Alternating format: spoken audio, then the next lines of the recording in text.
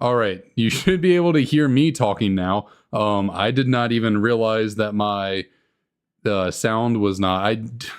It's probably because I just like literally right before the stream, I had to update my drivers for my motherboard, and I guess that somehow messed things up. So let me get. I didn't even think to check that. Let me get this sorted out real quick. I believe that should now have our background music going. Just to clean like first 5 minutes of the stream, everything I've said so far just lost to the void. No one heard any of that, so that's A1 handy dandy right there. Gotta love that.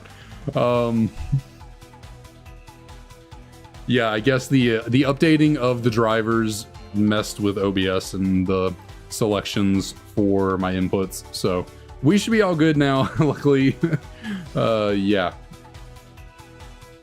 That's bound to happen. That is bound to happen eventually. Little hiccups like that, but we will persevere. And yeah. Okay, now why are we not adding the encounter? Okay, so what all was I saying for the last 5 minutes that completely got left out because I was not talking to anyone but myself? I guess really a whole lot of nothing, actually. Really said a whole lot of nothing there in those silent 5 minutes for y'all. Just, you know, Buffalo Bills won their game. Very cool. Very chill day for me. Laid around, played Pokemon Emerald, took a nap. Pretty chill day. Not much happening. And then yesterday, again, not much other, you know, we streamed yesterday morning, but then after that, just watched some college football all day. It's been a pretty lazy weekend, which is great. I love lazy weekends, and I love it even more knowing that I don't have to work tomorrow.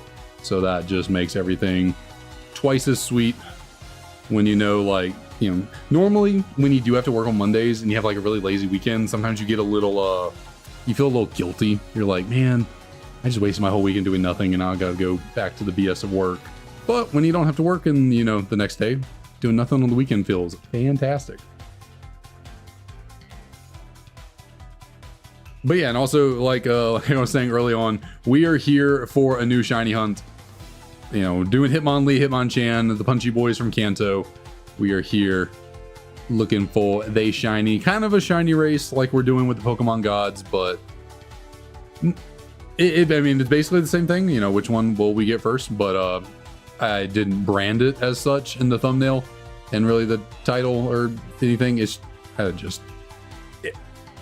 I feel weird like when doing these kind of hunts when there's like duos like this, you know, if I just went for Hitmonlee or Hitmonchan, because you can do either or, you know, I feel like I don't know what I like the symmetry of going for a different one in each game because there's like a duo, you know, but it's not really a race. I don't know. I just thought it'd be fun. Also, when trying to figure out new hunts to do, since Squirtle was supposed to be the new hunt, found Squirtle really easily. Cyndaquil was supposed to be new hunt, found Cyndaquil really easily. So I had to come up with something new. And when looking through the kind of like static encounter Pokemon there are in gens like 3 and 4, these and like Porygon really stuck out to me as like, you know, ones that I could do for a main hunt. And then I started looking into the TCG art for the different Pokemon, like the Hitmons and Porygon. And Komiya does great artwork for the Pokemon TCG. Some really abstract out of their artwork. And I found the, you know, matching Komiya arts for Hitmonlee and Hitmonchan, and I was like, you know what? That's perfect. We will do that for the next shiny hunt.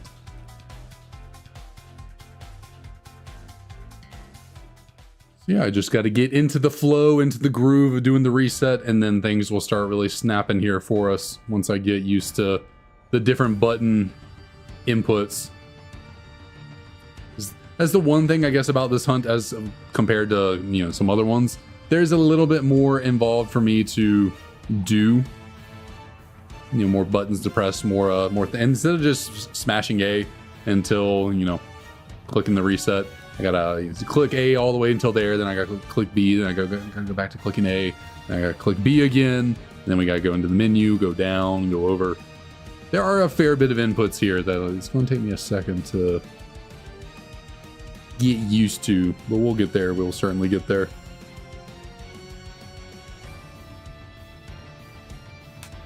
But everyone having a good evening, everyone having a good night, enjoying their Sunday. Counting down to the holidays, counting down to good food and presents, maybe, unless you don't celebrate. I think I keep getting a little graphical glitch there at the top, but maybe I'm just imagining things.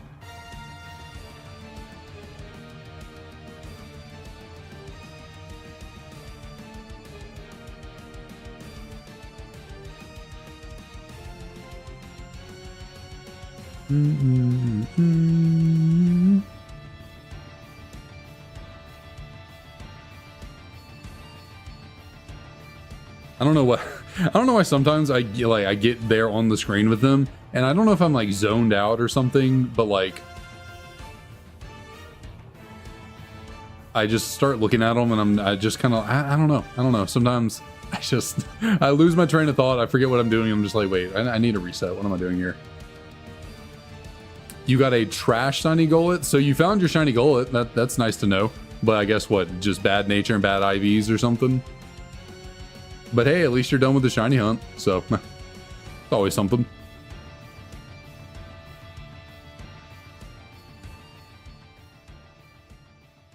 Oh man, excuse me.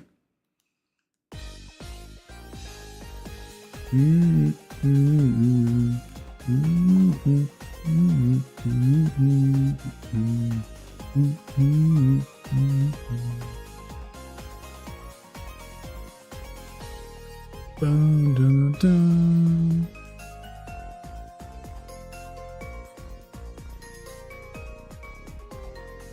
Klutz Bash will probably only keep going for okay, I gotcha. I didn't realize those had Klutz as an ability. I definitely remember Iron Fist. I did not know the Golurk line had Klutz. That's interesting. Doing some bosses. Yeah, that's fair. You gotta break up the monotony every once in a while. You gotta just start something new.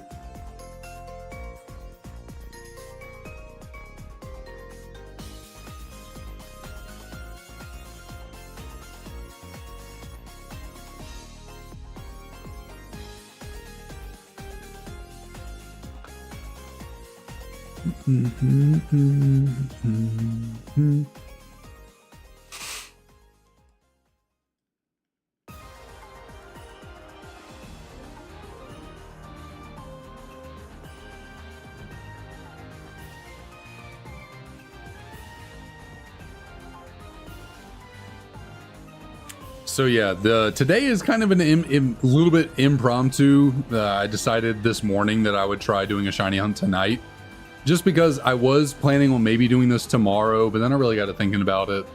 I should definitely do Tepig as one last stream before Christmas, see if I can get a little Christmas miracle with a Tepig. So I figured, why not? You know, I can stream tonight. I don't got to work tomorrow, so we can start up this new hunt here tomorrow before my little break for the holiday for Christmas.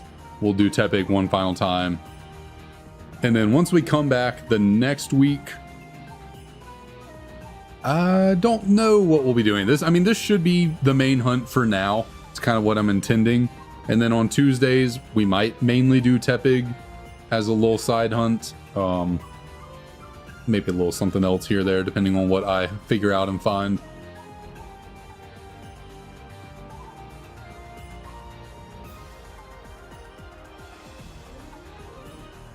But doing this should definitely be interesting. Doing this hunt right here is definitely not one I initially anticipated doing when I first set out for this whole Shiny Living Dex thing. I kind of figured Pokemon like this, I thought I would be doing a lot of breeding with Masuda method and all that to be getting Pokemon like this, but and plans change, you know, come up with new stuff here or there. If I had like a really wide, if I had like a ton of copies of certain games, you know, I'd probably be pushing forward to do other stuff, but yeah, you got to work with what you got, and these seemed like it'd be a fun little duo to try and go after. Oh, but we will eventually have to breed for 2 more shinies from this line, because I am going to need a Tyrogue and a Hitmonchan, so we will certainly not be done. And then obviously we're only going to get one of these during this hunt. You know, whichever one we get first, that'll be the end of the hunt. I'm not going to pick up going for the next one. So really, it'll be 3 after this. You know, we got to get 1 here, and then we'll have to get 3 more. I mean, most likely 3 Tyrogues and evolve. Well, actually, ooh, how is that going to work? Ooh, I didn't really think about that. Getting this whole evolutionary line is going to be interesting because obviously we can guarantee get 1 here.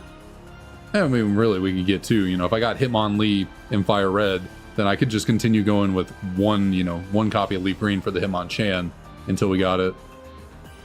But like, you know, to get the evolutions from Tyrogue, you gotta have like specific stats, and that could be really annoying to have to work around and deal with.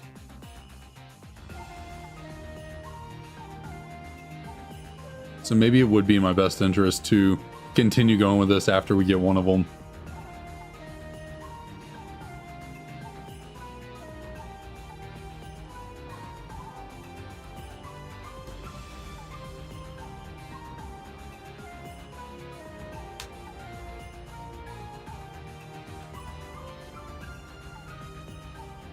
It's surprisingly warm in my room right now. It's pretty cold outside and felt pretty cold throughout most of the house, but I am a little heated in here. It always does. I always do get a tiny bit warm while streaming just because I got all the lights on around me, and then, you know, talking a whole bunch. It's not like it's obviously not insanely intensive on you, but I mean, it does require energy to talk, so, and you can get a little heated up doing it, especially if it's warm in the room. But I really wish that GBA games had the same soft reset as DS games. Neil, what up, what up? How's it going? Welcome back. Welcome. I have been just chilling all day, not much to report on, but we are here looking for our little fighty guys.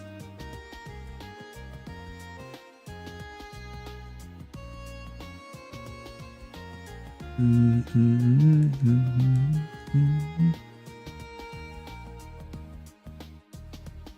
yeah, normally the AC in our house doesn't really work super well in the bedrooms. You know, in the summer it's always kind of warm in all the bedrooms. In the winter it's always kind of cold. So, you know, this is a bedroom. Really, it's not. It's a bedroom that I retrofitted into an office for me, but it is a bedroom nonetheless. And normally it would be kind of cold in here. I guess I did turn the heat up a little bit more today, so maybe it's actually pumping in here pretty good at the moment. I do have a fan going, but I did put it on a low heat or low fan speed, whatever.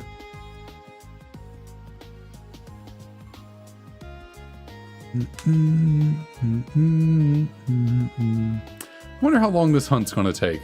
Because like I'm all over the place now with, you know, how long is this actually going to be for me for certain hunts? Because Tepig's been taking so long, but then Squirtle and Cyndaquil were so incredibly short, and then you know, the legends, the gods, we gotten a decent number of encounters in on them. We're not like too deep into it, but you know, we gotten made pretty good progress. So at this point, I never really know what to expect.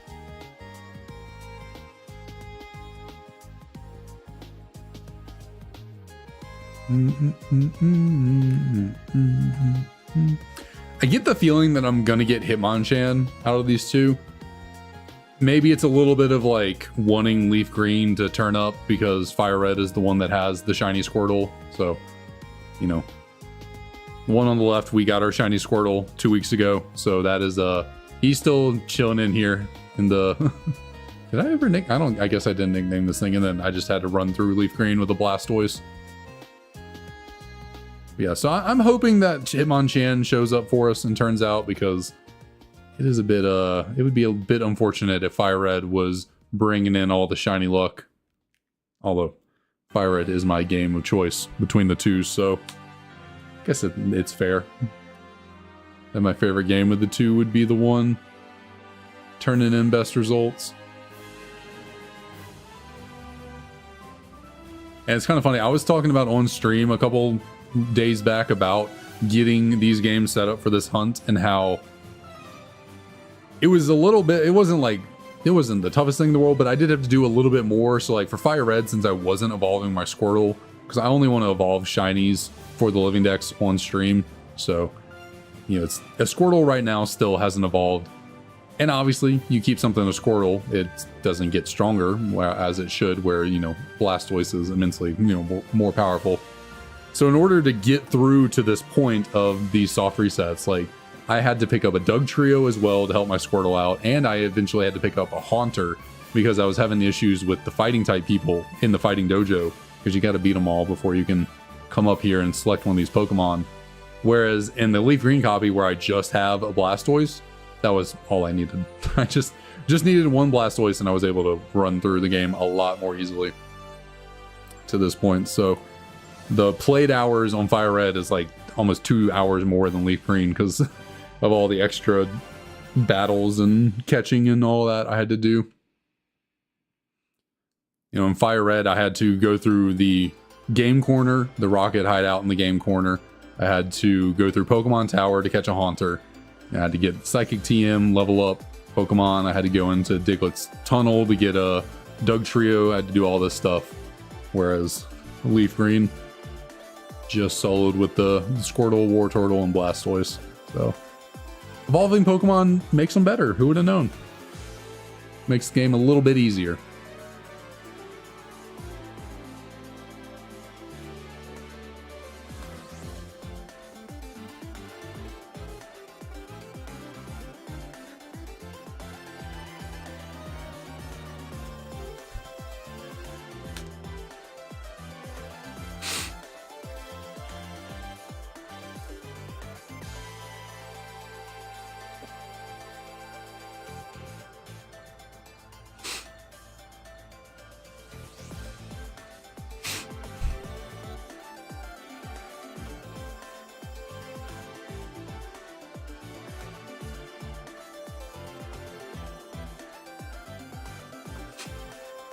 I'd also like to get Hitmonchan just because I do like its shiny a bit better than Hitmonlee's.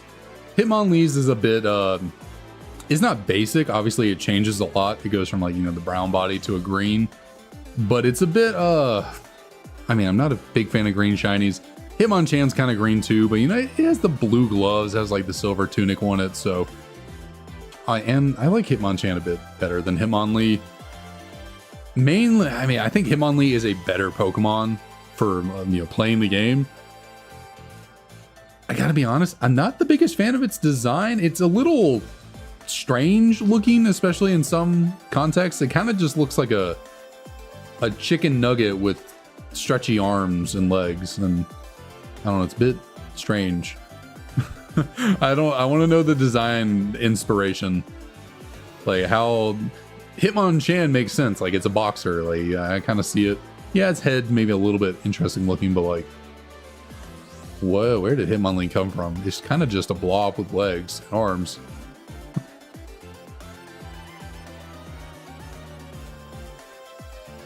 It's kind of like, what was it, that one vine from that kid that's like, I might look like a burnt chicken nugget, but I love myself. Something like that. That's Hitmonlee. At least I think that's how the vine goes. Hitmonlee, I might look like a burnt chicken nugget, but I love myself.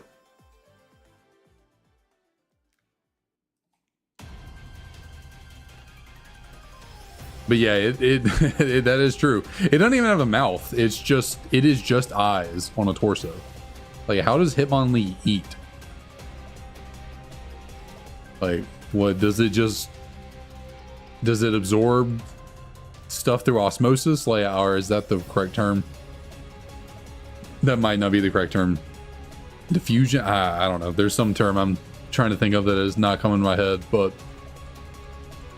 how does it eat? How does it make noise? Like, does it have vocal cords? If so, how does the noise get out? Because, like, there's no mouth. It would just be trapped inside its body.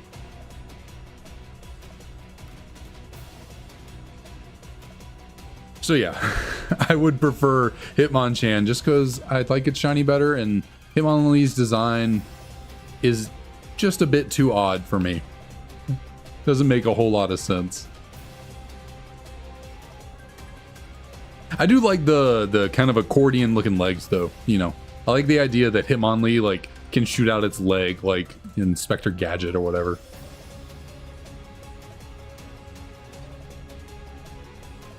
Yeah, the eyes on the torso with no mouth or anything. Bit odd, bit odd.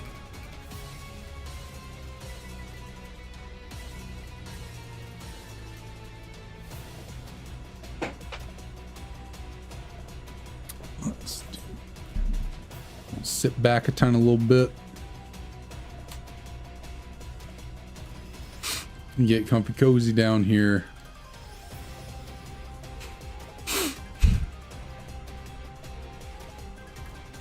I can't believe I started up the stream with absolutely no audio of any kind. I guess I was kind of in a rush because my computer restarted after the driver updates and I was trying to get everything open and ready and just start going.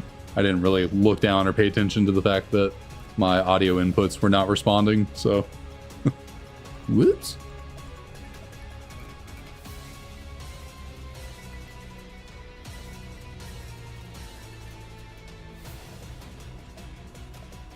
But it should have been on my mind because every time I restart my computer, Discord automatically restarts and comes up. And when it came on after restarting my computer, it said something about like changing input sources, output sources, something like that. And I was like, oh, I don't need to do that. It's all fine. I should have thought about the fact like, oh, it's probably asking me this because the driver update like affected something.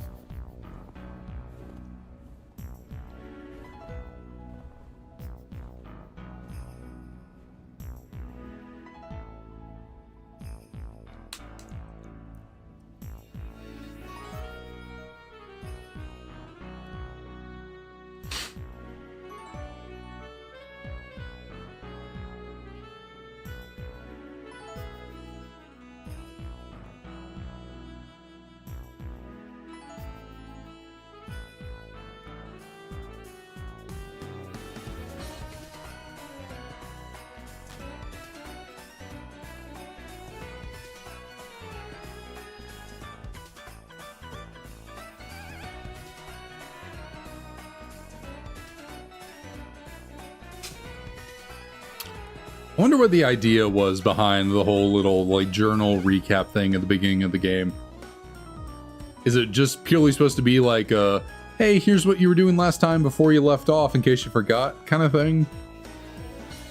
Because it wasn't in Ruby, Sapphire, Emerald.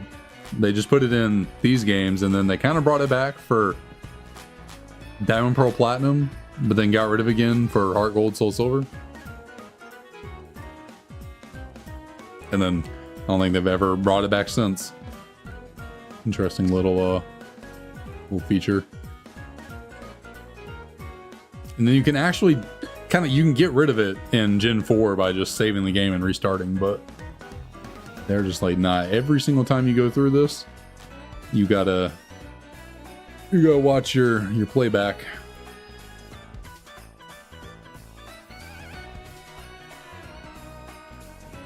I will say, playing through this game to get to this point, a little bit of an underrated aspect of Generation 1 and like, you know, their remakes. At least, I don't know about in Let's Go Pikachu and Eevee, they might change it to be more linear, but at least in these games, like I only have 2 gym badges right now. Oh, didn't actually get the trainer card thing open. Okay, well, we're just not cooperating here. What is going on? Okay. Anyways, I was trying to show I only have 2 gym badges right now. But I'm in the city where Sabrina, the like 6th gym leader, is, because after you beat Misty, like you can really go do the gyms in whatever order you want almost. You know, you can completely skip Surge and just go grab the cut TM or cut HM off of the SSN. You don't got to go into his gym. You can just go straight back up to Cerulean, and then go through Rock Tunnel and end up in Lavender Town. You can go take on Erica if you want. Shoot, I could go take on, well, I guess I would have to do Silphco first, but still, I think I could go do Silphco. Like, I don't think I have to go do any of the other gyms or anything. I think I could just take on Silph Go. And also, I'm pretty sure. Well, no, you gotta at least do the Rocket Game Corner and then go to the Pokemon Tower to get the flute, whatever.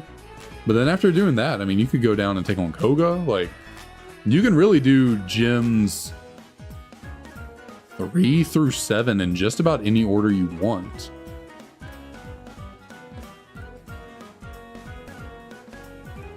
And shoot, I don't know at what point. I don't know if you have to have all 7 gym badges in order for Giovanni to appear in Viridian Gym. I've never actually tested that, but like, if you were to clear out the game corner, you were to clear out Silph, would he go back to the gym and then you could take him on, or do you actually have to have all 7 gym badges to get into his gym? I don't remember. But yeah, it's a cool little neat feature. And unlike Gen 2, yeah, I love Gen 2. Love me some Johto, but they kind of have the same thing, but it's like after the 4th gym, you then have a choice of like 5, 6, and 7 in any order. But it does kind of affect the level scaling, because basically all those gym leaders are around the same level. Because if you were to face them in like any order, you need to like be scaled appropriately for any time. So, nope, didn't actually get one over there going. Or I guess in this game there is no like level scaling. You know, you skip over Surge, you start going through, clear things out, and you were to take on Sabrina. You know, I think you're going to be pretty underleveled. Maybe, I don't know. Actually, maybe you wouldn't be. But then, I mean, when you came back to take on Surge after like doing all the things out of order, you would be very overleveled for him.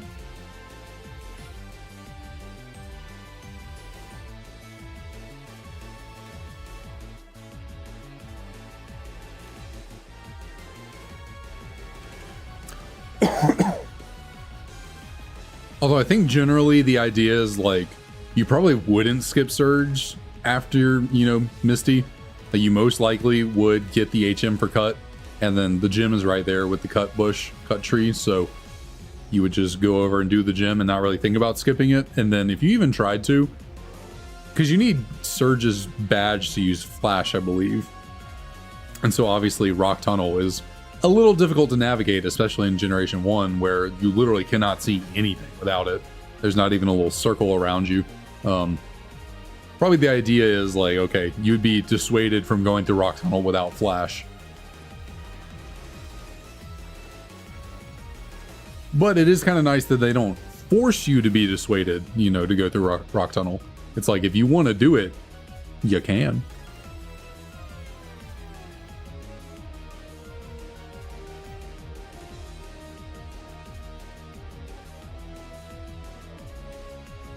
Which I went through Rock Tunnel, you know, 2 times here without Flash, and that was interesting. I just looked up a little map to go through. Just the first time, I actually surprisingly remembered my way through the second time. Not too terribly hard once you know where you're going.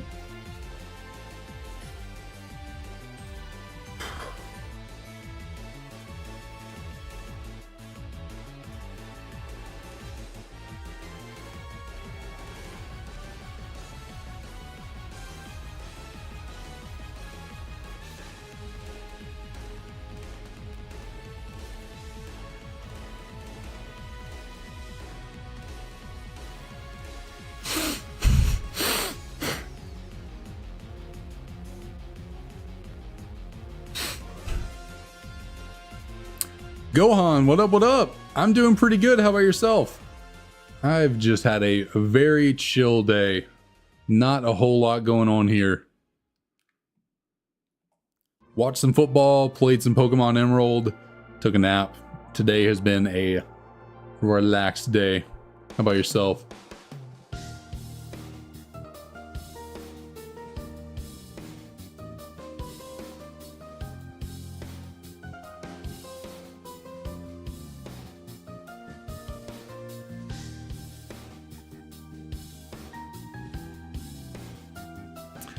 And I guess I also today I did a tiny bit work on script for a video I'm gonna do. I'm gonna do a 2024 shiny recap video.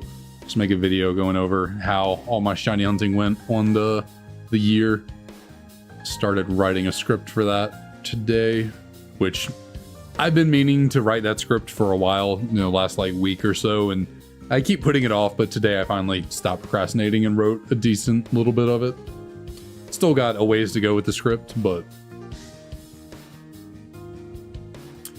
yeah, lazy Sundays are always the best. Lazy Sundays are always nice. Even better when you don't have to work the next day, but still not too bad when you do have to work. Sometimes being too busy on Sundays when you have to work the next day can just be a little bit disappointing. You're like, man, I didn't get a chance to relax and now I gotta work tomorrow. I am kind of contradicting myself because I did say earlier sometimes sitting around doing nothing on Sunday. Oh goodness. Ended up all over the place. Okay, come on now. I wanted to get out of the bag. Okay, how am I supposed to do this? Okay, I guess we're checking them one at a time. We're just dealing with the Pokedex up there. So Hitmonlee is not shiny. We'll go check Hitmonchan now. Goodness, got really out of sync there. Okay, Hitmonchan also not shiny. Goodness.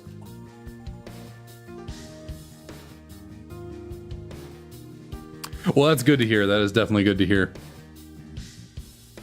I would have had work tomorrow, but I decided to take it off. I did not want to risk actually have anything going on because I don't know. I could see it going either way, like nothing going on, pretty boring, relaxed day. I could also see my managers going a little bit crazy and being like, work never stops. We got to keep going. And you're the only one here, so here's extra work. And I didn't want that. I didn't want to risk that. So I was like, I got some vacation days. I'm just going to take off. I don't want to risk being the only person in the office and getting a bunch of stuff dumped on me.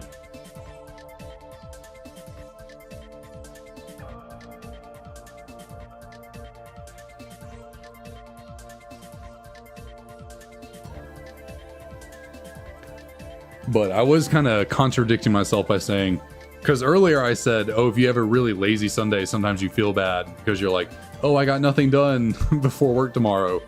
But then I just said, oh, if you have a really busy Sunday, you're like, oh, I wasn't able to relax. Maybe it's not. Maybe the issue is work.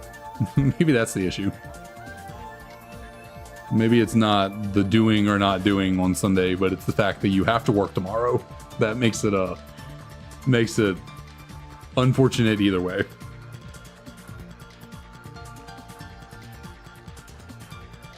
Ooh, man, I really feel like I need to pop my back up here. Come on, give it to me. Got a little knot up there I need to work out.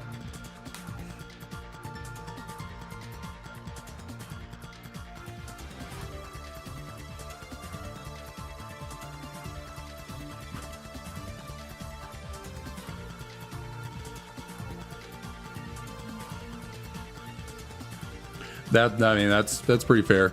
That is pretty fair. Get a little bit done, but not too much. You know, you feel accomplished, but not overrun. That's fair, yeah. Working from home, I really just kind of do my laundry throughout the week whenever I just randomly need to do it. I guess that is one perk of working from home. It's like, take a little break from work. Oh, hey, need to run some laundry. Let me go do that. Crud, am I going to do an EV hunt at the top of the tower? I don't think it's shiny locked, but I might. I won't say no to doing that hunt. I hadn't really thought about it. There's, you know, obviously like, what, 7 EVs I got to get in this generation? Or for the Shiny Living Dex, so I don't know, I might. Definitely not out of the realm of possibility.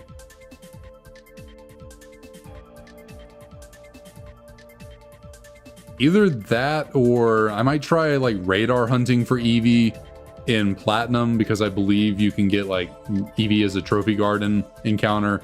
So I could do that. I could also, well, I guess when they are in the trophy garden, I could also do cute charm glitches to, you know, knock out number of them, so I don't have a 7 full odds EVs I have to get. We'll see. I haven't decided on that. But that certainly could be a fun hunt, trying to, or I guess what I could do, maybe since Eevee is so popular and all its evolutions are so popular, I guess what I could do is, like, for Eevee itself, I could do the a soft reset hunt for the gift Eevee that you get in this game at the top of the apartments or whatever they are. And that would stay in Eevee. And then I could do, like, I could just try and radar hunt for Eevees for the Eevee evolutions. Because Eevee is one of those Pokemon where, like, do I want to take the cheap and easy way out of hunting for it using Cute Charm Glitch, or because it's such a popular and kind of staple Pokemon, should I actually dedicate some time and resources to getting them? Probably should. Probably should. There are probably some Pokemon that you shouldn't cheap out on when it comes to shiny hunting.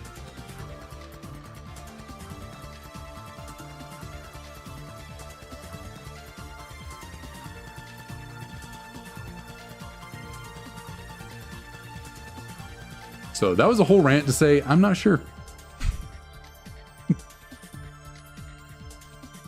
I would like to be someone who's super well prepared and just, like, got everything down to a bullet point.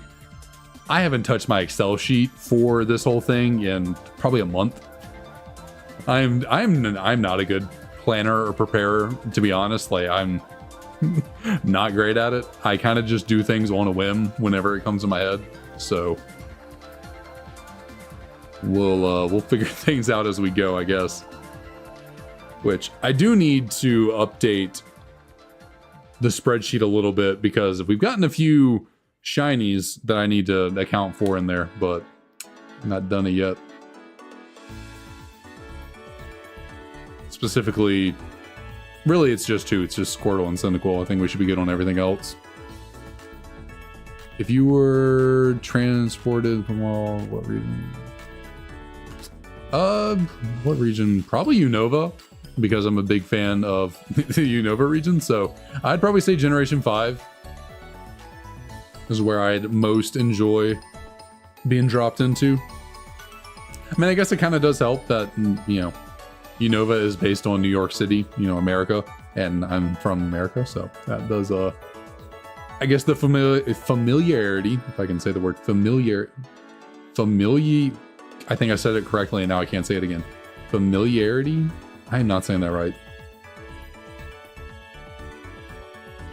Okay, having a little bit of a stroke over here. Yeah, I'll just say Unova, because I like the region.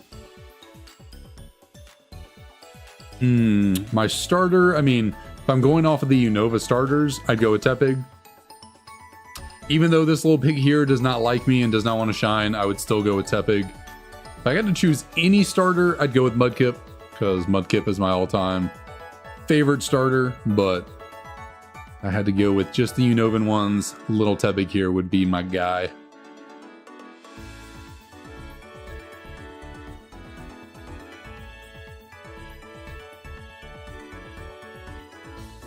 Then if I had to go with a second region to be dropped into, I would definitely say Johto.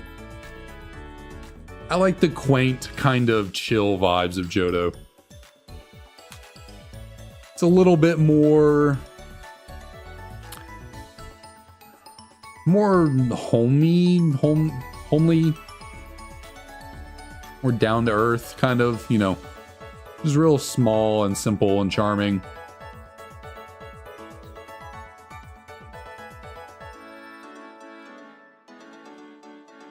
Hoenn would be cool too. I do like Hoenn.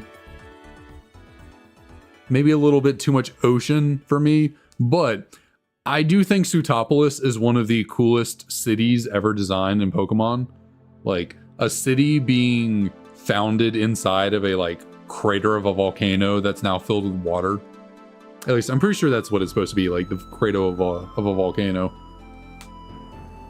But I think the idea of Sootopolis is really cool, so I think it'd be pretty sweet to live in Sootopolis. Now, I don't know how, like, weird that would feel to live inside of a big bowl like that with, like, water in the middle. I guess if you're in the world of Pokemon, it doesn't feel too bad because like you can just fly out of there or whatever. But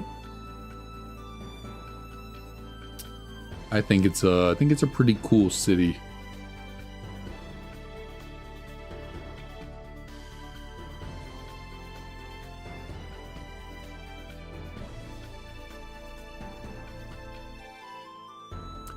I like how the Pokemon gym in Pseutopolis is also in the middle of the water, you know, on a little island in the middle of the bowl. It is pretty neato bonito.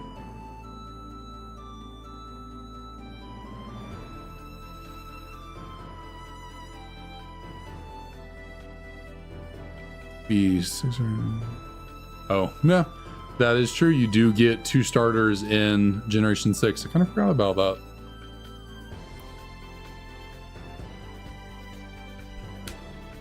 Yeah, I like the overall region design of Hoenn. I think it's pretty cool. You know, I like Lava Ridge, you know, being at the foot of the, what do you call it? Foot of the volcano, which I guess there's a dormant volcano that Pseutopolis is now founded in, and then there's the actual, you know, Mount Chimney over there that's Lava Ridge is at the bottom of, and I like the idea of Pseutopolis over this, you know, top of it, or not Pseutopolis, Fall Arbor. Well, I thought Pseutopolis because I was thinking of all the soot and ash that they have north of Mount Chimney where Fall Arbor is. I just like the whole region design of Hoenn. I think it's pretty cool. I think they did a good job designing Hoenn, even though, you know, some people might say there's too much water, which I did kind of just say 5 minutes ago, but.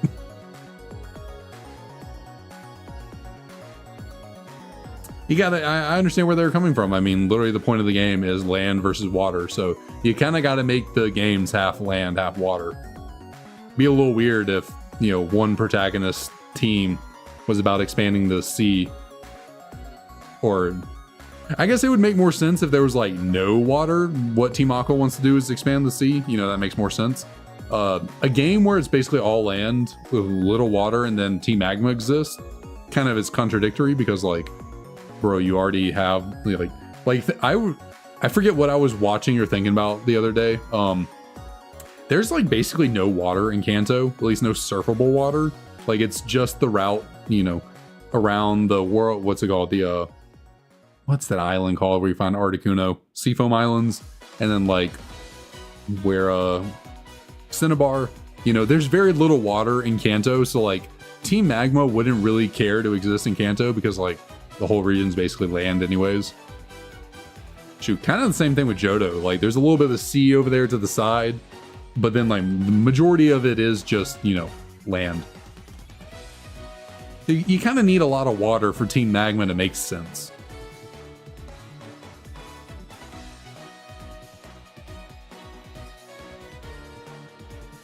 What elemental monkey am I taking? I guess I'll take Semi-Sage, Pansage. I think it's the coolest one. I think Semi-Poor and Semi-Seer are kind of goofy, so I'll go with, you know, the Pansage, Semi-Sage. He's actually kind of cool looking, not super derpy.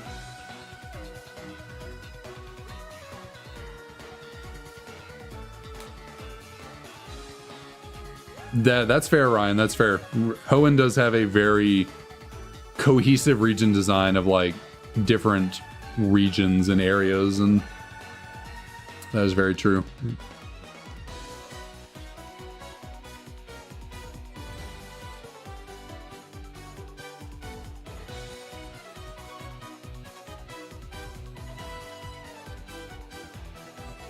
I guess that is true. I forgot that.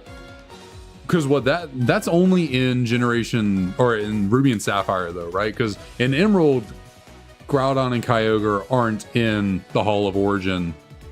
No, that's not what it's called. Cave of Origin? Hall of Origin is where you get Arceus, right?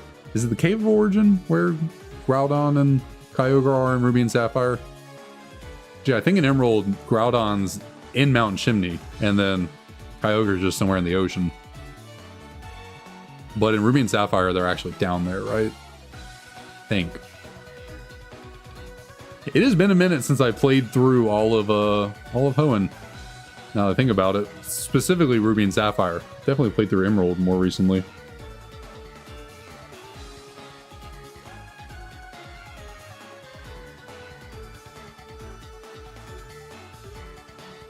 Yeah, I didn't think about that context for in Ruby, Sapphire, and yeah, Oris. Them being kind of right there below Sootopolis. I didn't think about that.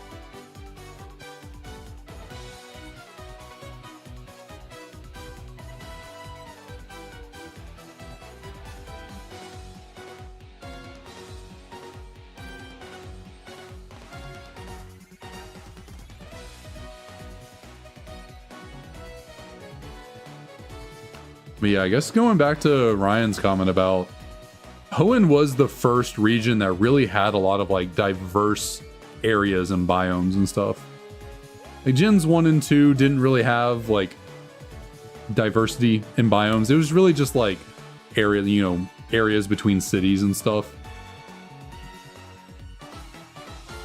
It was really, yeah, Gen 3 that kind of started the, you know, you got your desert area, you got your wind. Well, there's not really there's no wintry area in Hoenn. First one of those would be in Diamond and Pearl. Kind of wintry snow area. And well, I guess what? There's no desert area in Sinnoh, is there? Yeah, no, not that I can think of, no. No desert in Sinnoh. There's the wind. I guess that was kind of the trade-off. There's like the desert in Hoenn, but then there's the wintry area, and that was 100 resets, by the way. I completely glanced over that. They both have rainy areas. You know, the area after Fortree is pretty rainy all the time in Hoenn, and then there's what? The kind of marshy routes around Pastoria, and what's the route that goes between Pastoria? What's the one above Pastoria where the fighting type gym is? Not Jubilife. What's that thing called? It's where Galactic headquarters is. It's like the whole climax of the stories there. What is that freaking city called? I'm blanking.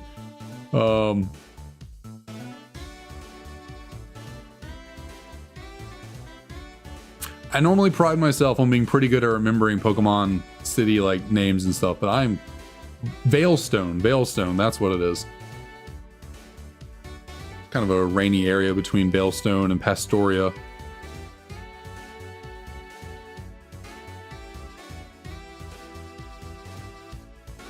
And then Unova's got it all, even though it's kind of funny. Unova's really just based on New York City.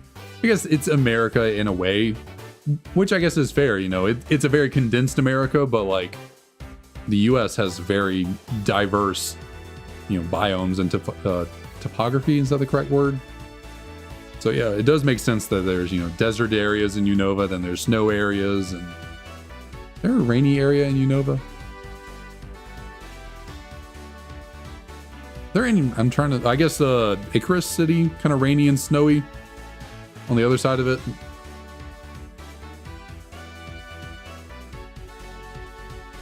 But yeah, very diverse region.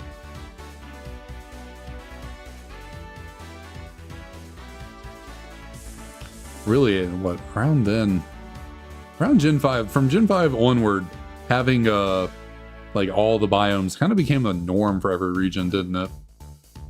Because what, Kalos, has been a minute since I played through Kalos, so I don't know if I remember it correctly, but there is a desert area because what, the power plant that everyone thought would turn into something but never turned into anything is over in like a deserty area. There's obviously the snowy area around the 8th gym. There's a rainy area where you can like get Gumi, right? You can at least evolve Gumi there. Yeah, it's been a hot minute since I played through X and Y and Kalos. Maybe I should do that before Legends ZA comes out. Refresh myself on those games.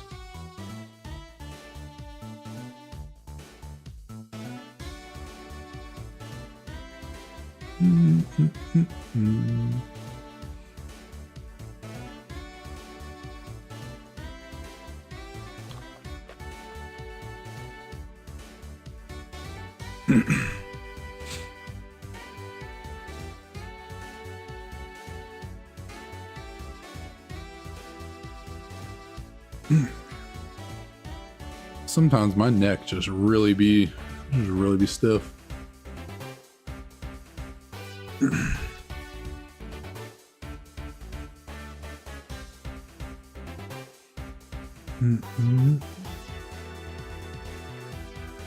One thing I really like Sinnoh's design is that Mount Coronet is like the center of everything, and everything is just around. Like, it makes sense because, you know, the Hall of Origin, Arceus, all the way up there at the top of Spear Pillar.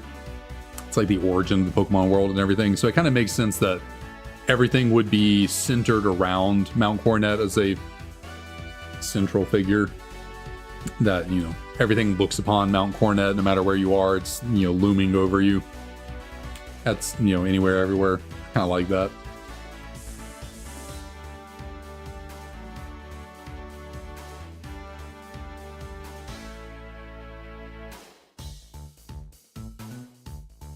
And how you kind of pass over it, you know, all the time. You're like passing through it to go from whatchamacallit, Jubilife to Orberg, you know, through the little gate area. It's kind of the lower echelons of Coronet, and then you got to go through it to get over to Heartholm.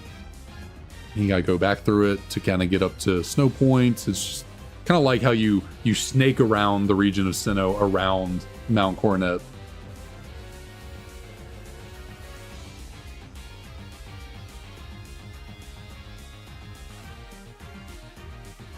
I don't know. I feel like I cannot read right now.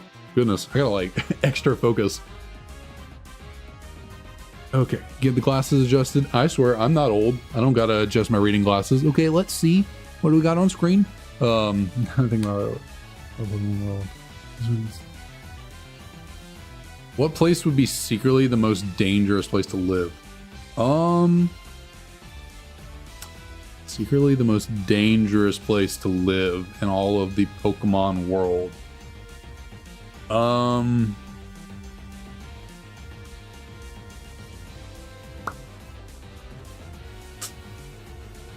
Trying to think, what would be like a rather dangerous place to inhabit?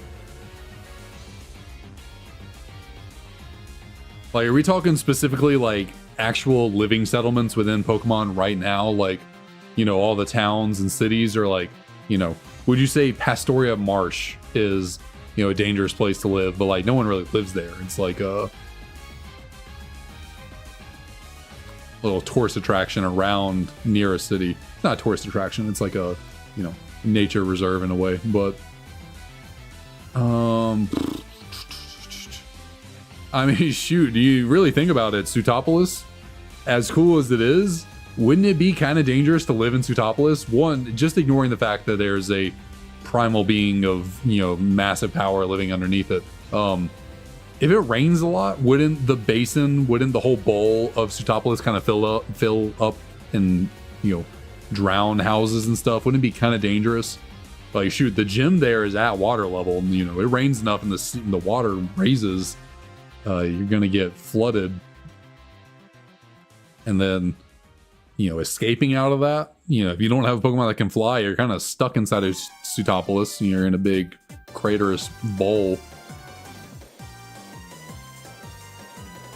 So you could kind of make an argument for Sootopolis in a way. Lava Ridge, I'm just thinking about like Hoenn right now. Lava Ridge is literally on the basin at the very bottom of an active volcano, so that thing erupts. Lava Ridge is kind of the first thing in its path. I guess Sootopolis, or Fall, I keep saying Sootopolis, Fall Arbor is on the other side, also kind of in jeopardy of an eruption.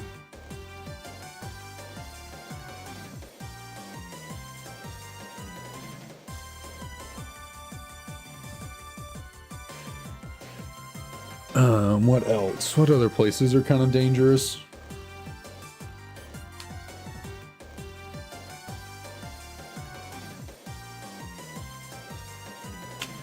What about trying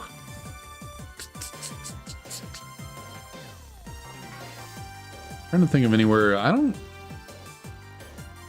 really think anywhere in Gen 4 and Sinnoh seems all that dangerous to live in. And you could kind of say Snow Point City because, like, you know, you're in a very active snowy area. You can get blizzards maybe coming through and making life difficult.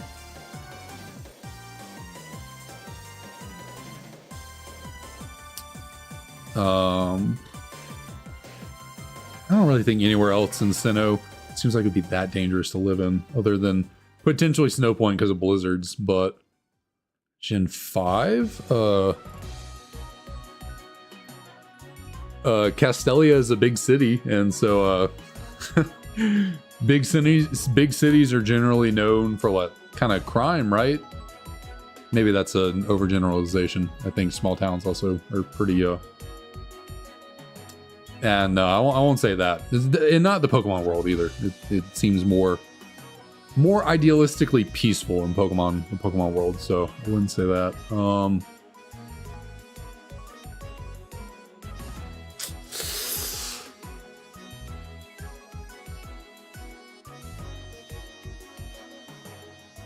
Yeah, I guess anywhere in Kalos with the Yveltal being around is kind of dangerous.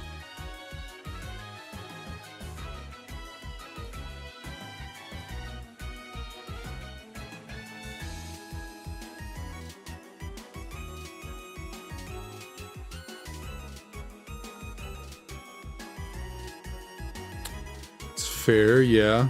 Black City could be a little. You maybe see Black City as being a bit nefarious, possibly.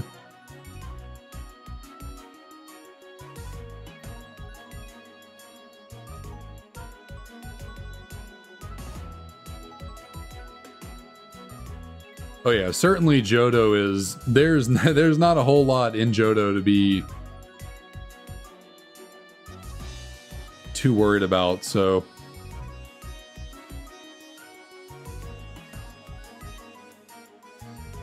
Johto would certainly be.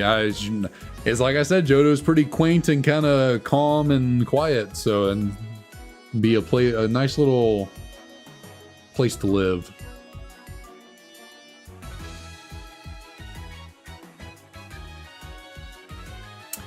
That is true, yeah. And the general power level of Pokemon from Johto is kind of low, so you don't really have to worry about the Pokemon being too much of a threat either, outside of the legendaries.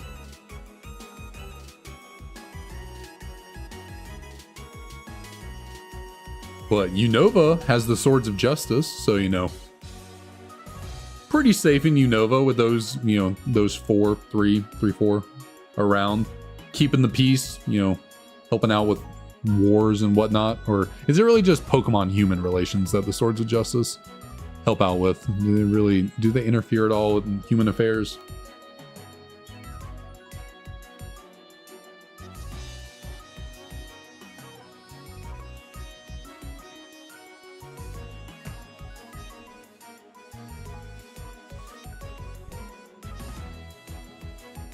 I guess Sinnoh does have Darkrai.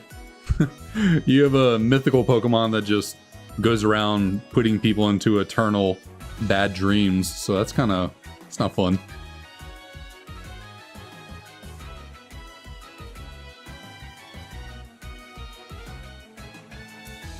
Gen 6 kind of has Hoopa.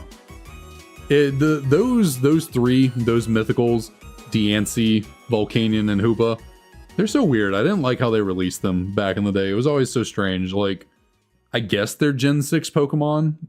You know,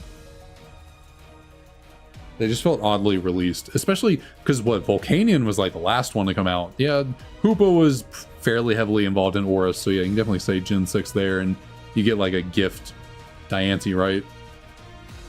Volcanion was always kind of the one that was a little bit like lagging behind, but Hoopa's pretty mischievous, kind of, you know, teleporting things around, stealing stuff. So, it's Gen 6.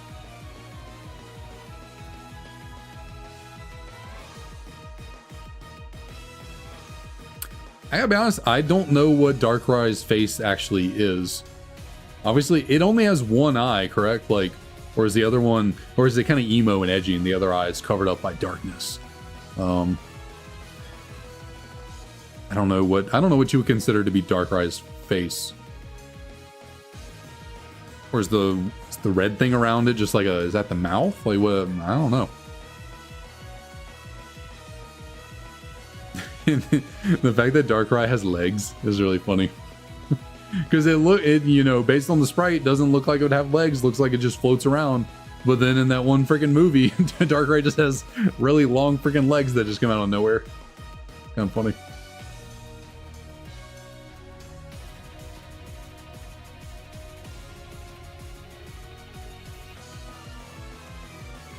Darkrai is a really cool Pokemon. Darkrai is definitely one of those Pokemon that I should probably enjoy and like a lot more than I do. Maybe it's the fact that you can't really ever actually use it, you know, being a mythical and locked away to events and everything, but Darkrai is really cool, but it's never really been something on my radar too much.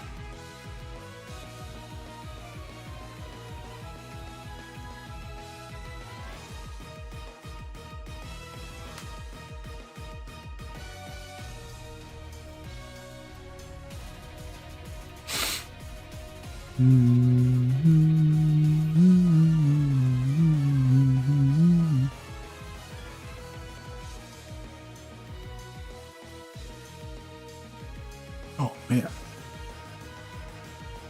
I get my neck to pop here.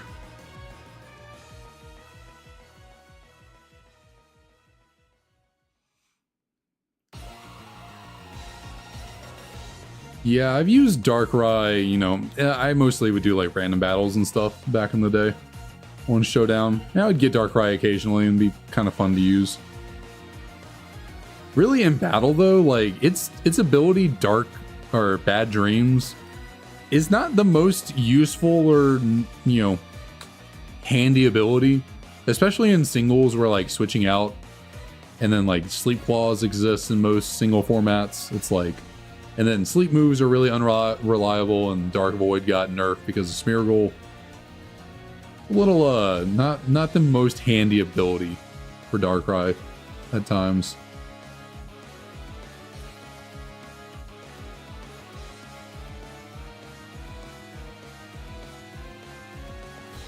Talking about Tobias. Wasn't it? It was Tobias that has the Darkrai and Latios, pretty sure.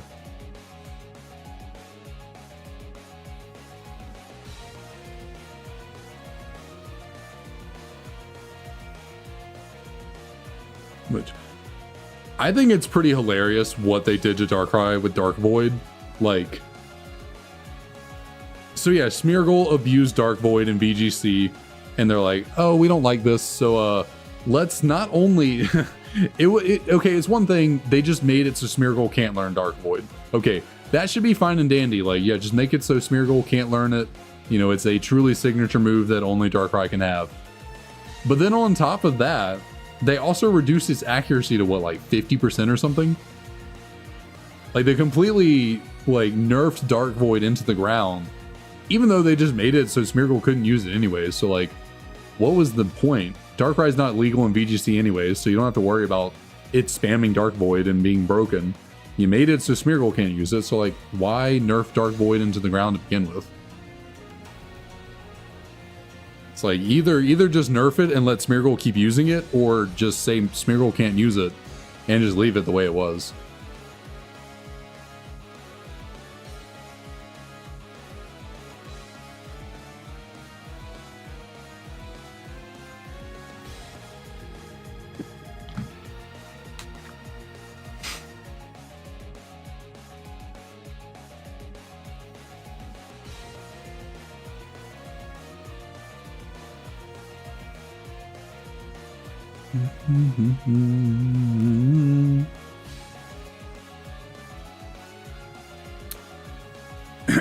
Because I think what before they made Dark Void like unlearnable by Smeargle, I'm pretty sure there are other signature moves that Smeargle couldn't learn.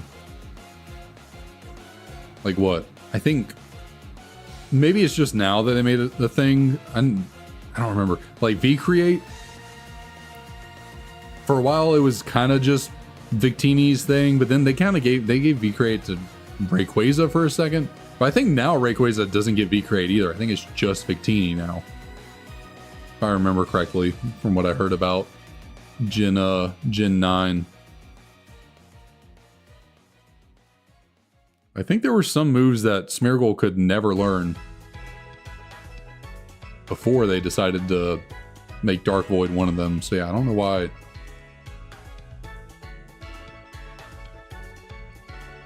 What's ALG format?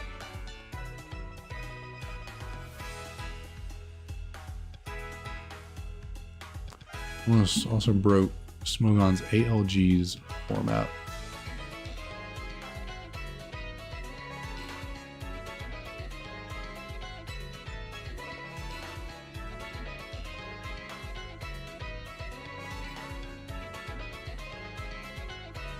Oh, AG, anything goes. Gotcha.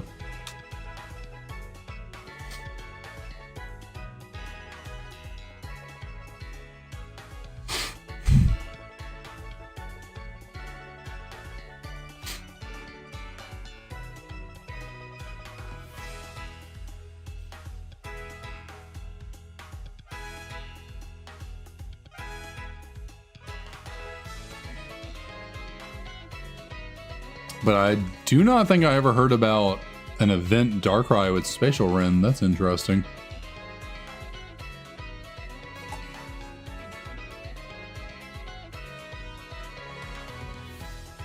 I think, what was it? Back in the day, I remember there was a growth Eevee way back in like Generation 2. There was some kind of event. And in Gen 2, so you could get like Eevee evolutions that could know growth, which is kind of cool. Unfortunately, it was locked away. But, well, no. Okay, so obviously it was locked away in Generation 2. You can't transfer Pokemon up to Generation 3 from Gen 2. So like growth Eevee is stuck in Generation 2. And unfortunately, the Virtual Console does not bring it back because the event Eevee with growth is not on the Virtual Console. So like growth Espeon, Jolteon, all that is locked to Generation 2. I think there were a number of kind of event moves and stuff from Generation 2 that are a bit out of the ordinary, but a bit misplaced. That never. I think Fissure Machamp was one of them. I think in Generation 2 or something there was an event Machoke or one of those. Machamp anyways ended up with Fissure, which obviously if that ended up transferring up to nowadays would be incredibly broken because Machamp gets no guard.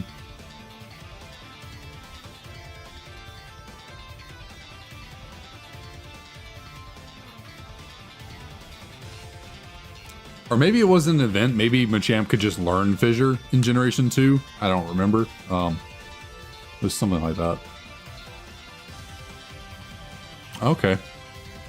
Event for the movie. Yeah, I do not remember hearing about a Spatial Rend Darkrai.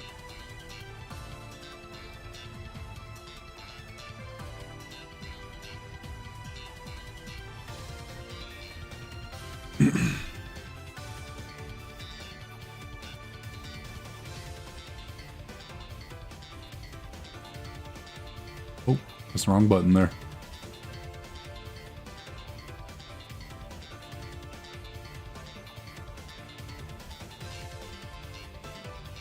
Did you know, goodness, I can't speak sometimes. Did y'all know in Generations 1 and 2, there are special surfing animations for surfing Pikachu?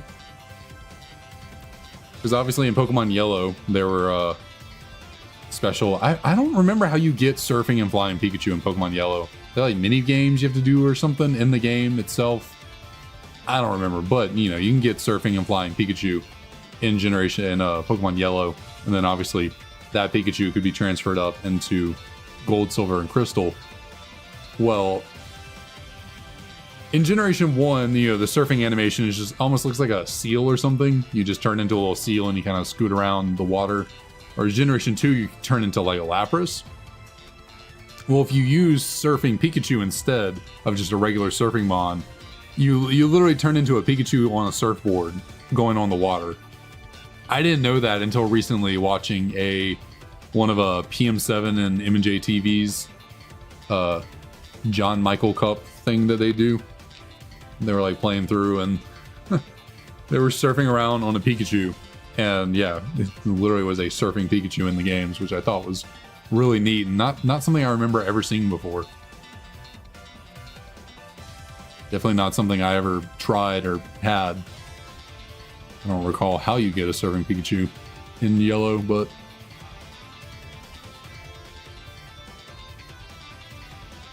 I wonder if there's special fly animations. Like if you have the Pikachu that knows fly in generations 1 and 2, I wonder if they have a special Pikachu with balloons flying animation as well, as opposed to the typical one. Be cool to kind of look into.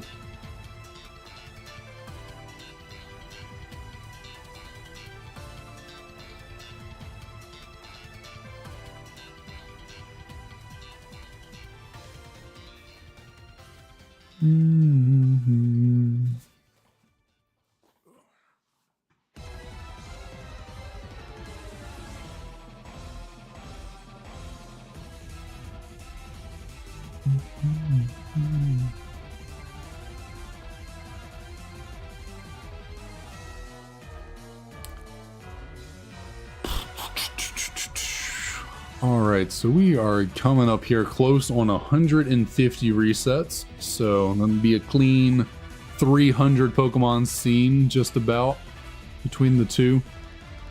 Making pretty good progress, you know, only a little, about an hour 15 in, so doing pretty good. Should certainly look into picking up 2 more copies of this game, or of these games, I should say. Give us 4, make things even quicker. Nice and dandy, nice and useful. Can't wait to do that after the new year, though.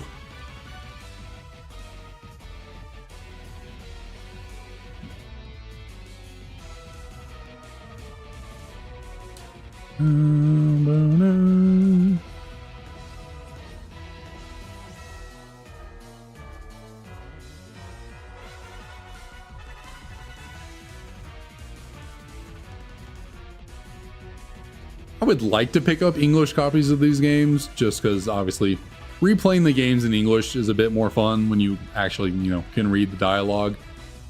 Generally, when you know the story of the game and kind of how to get through it, it doesn't really matter, but yeah, it'd be nice to actually know what everything says for certain instead of kind of guessing.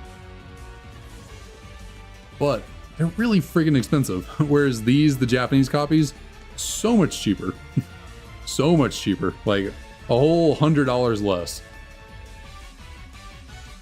which is kind of preferable when you are buying up a bunch of different copies of a game. Probably want to spend as little money or be more money efficient.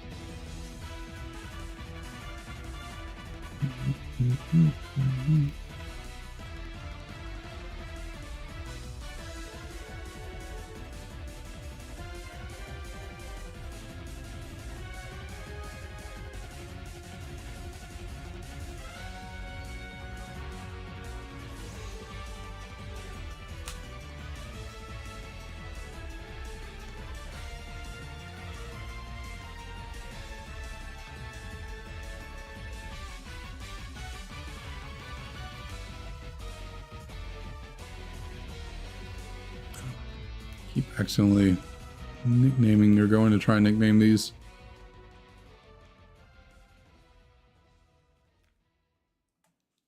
That would have been a fun little screen to get a fun little reset number to get the encounter on, get the shiny. Nice 151.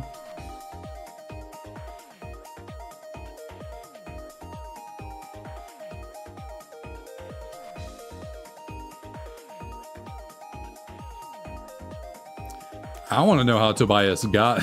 how did Tobias get a Darkrai and a Latios? Like, what was Homeboy up to? How did he pull that off?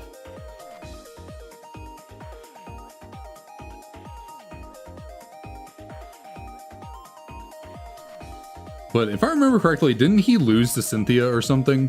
Like, didn't Cynthia body him?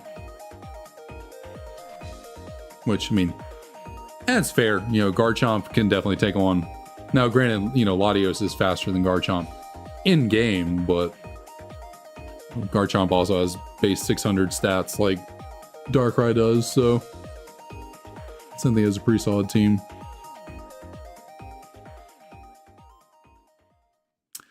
Now, how did he pull that off? Where did Tobias get all these legendaries from?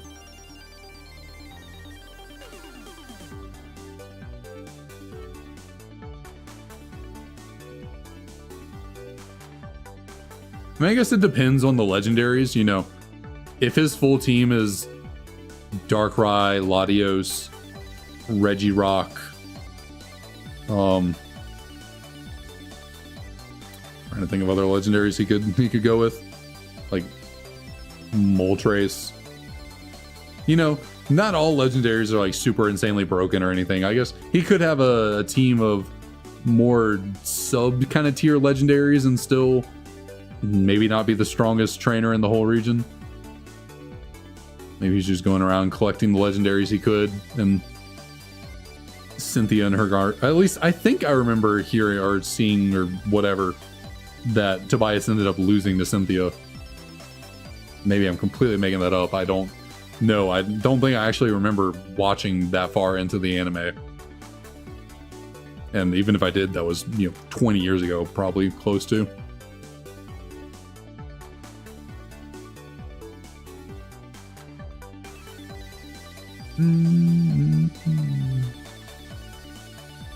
You got a shiny Lotad and Emerald? Congrats, that's awesome. That's awesome, Bruce. And also, welcome to the stream. Thanks for joining us.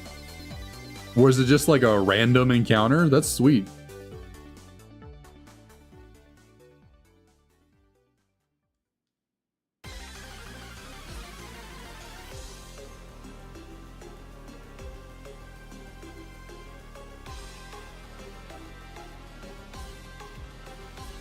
Because I didn't think about that, having both the Lotties.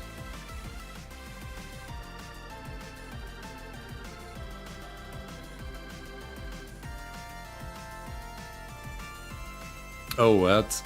Sorry about the Ralts, that's unfortunate. But hey, Lotad is a great shiny. I love Lotad's shiny.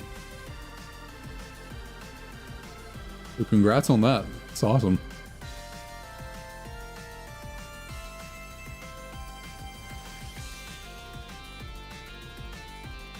Hopefully we can transfer over some shiny luck over here. Not that I really need it. I've been pretty lucky lately, but you know, I'll always take a little bit more shiny luck.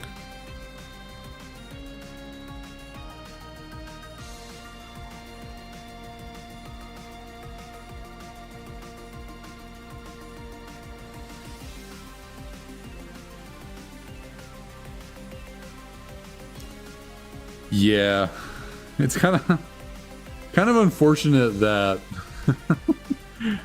it's really funny actually that they just decided, how do we make Ash lose this Pokemon League? Oh, just create a guy out of nowhere that has legendaries. Sounds good. Do we have a established rival that he beats or that beats him? Nah, we want him to beat Paul because Paul was an asshole. We want Infernape to have his moment. Like, okay, well then who should Ash lose to? Well, I guess you have him lose to a dude that's broken.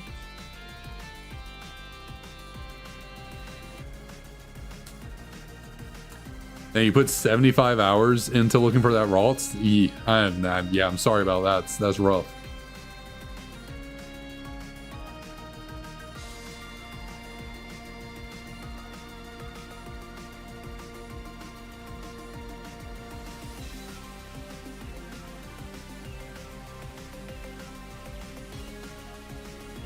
The way that Ash uses his Pokemon always cracks me up. Like, I don't know why the kid just had such an aversion to evolving his Pokemon.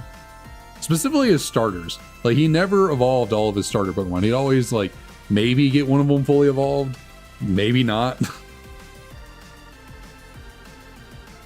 And then he'd go into, you know, some of the toughest battles in the Pokemon League with a non-fully evolved starter. And then also, you know, Pikachu obviously not fully evolved. It's kind of like dude's battling ideas, whatever you call it, strategies were not the greatest for a while. I mean, he did start to really pick it up there towards the end, hence why he started winning stuff, because he actually had good Pokemon and more evolved, you know, powerful teams. But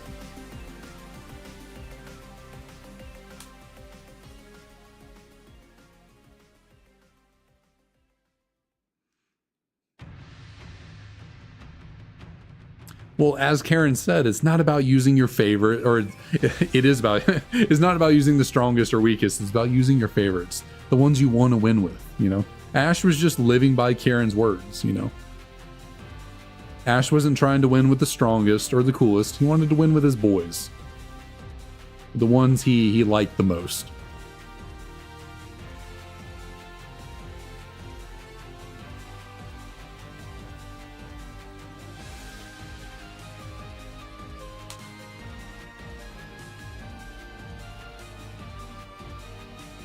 I do think it's a shame that Ash was, I think from what I've heard, he was at his weakest and like just worst in terms of battling in Generation 5. You know, being a Unova fanboy, kind of like, well, I guess I should cheer for Unova over Ash. Yeah, I mean, obviously, you know, I don't want to cheer against Ash Ketchum. He's the character, he's the, you know, protagonist of Pokemon, but I guess Unova was just too difficult for him, too much of a challenge, because it is such a grueling region of masterful trainers.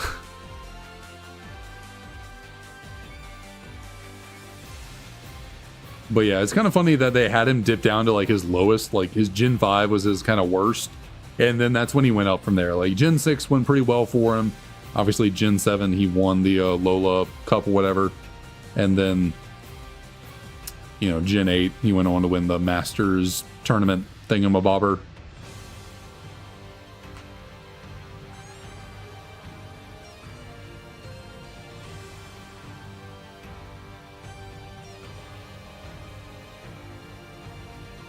Trainer Red, what up, what up? How's it going? Welcome to the stream. But yeah, Ash is because what? He didn't even evolve Tepig all the way. He just evolved it to a Pignite, right? Like he kept Oshawott and Snivy, but then, or did he even have all three of them? Or did he just have can't remember which ones he had. Yeah, he evolved Tepig into a Pignite, but I don't think he ever had an Emboar. He did at least, what, fully evolve to Crocodile, I think? So he did have all three, gotcha. I mean, he did that a number of times, because in Johto, he had all three, but he only ever evolved Chikorita once to Bayleaf. Shoot, Generation 3, did he have any of which one of the starters did Ash have in Generation 3? Was it Trico? Because May had Torchic. Did any of them have Mudkip?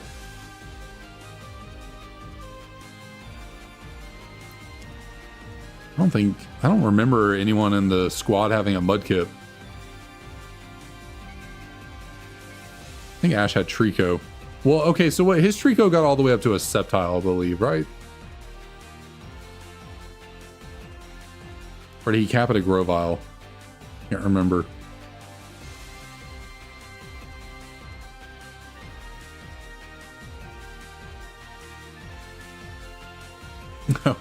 Well, that's unfortunate to hear, Trainer Red. That's unfortunate. But hey, that you know, the squeezy stress toy controller sounds like a nice little useful item. But I can certainly relate. I did that a couple times in my youth. I think I went through a couple PlayStation 2 controllers back in the day.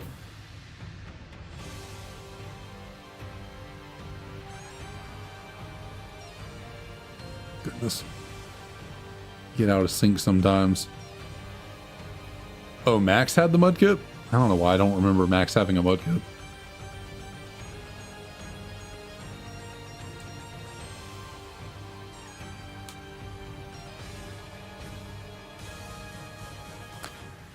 And then what? Sinnoh, he had Chimchar, who got all the way to an Infernape. Dawn had Piplup, Did anyone have Turtwig?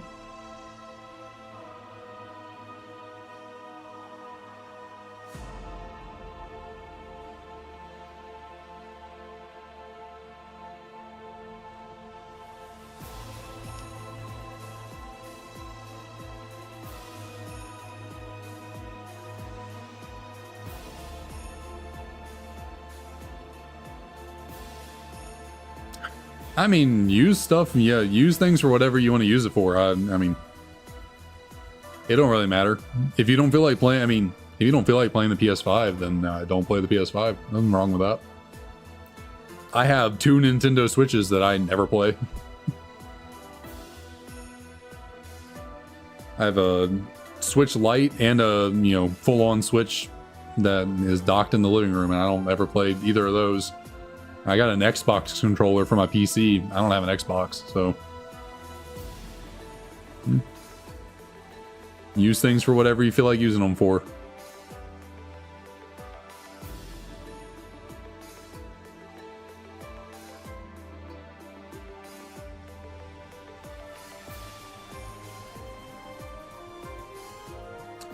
Are you saying what even is a Switch and like you don't know what those are? The Nintendo Switch?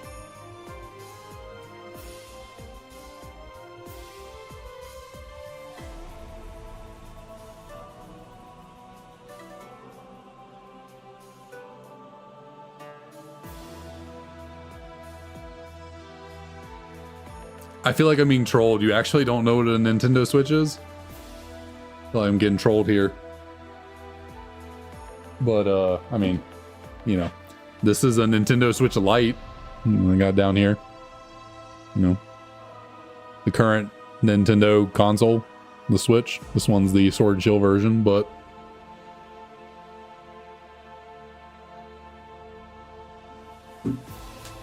yeah, I figured as much. I was like, there's no way you don't know what a Switch is. There's probably no way anyone out there doesn't know what a Switch is.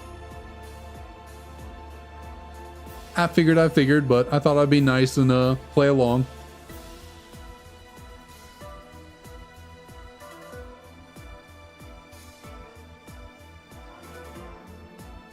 You never know. There's always the chance someone out there actually doesn't know what something is. Not everyone is equally informed on things.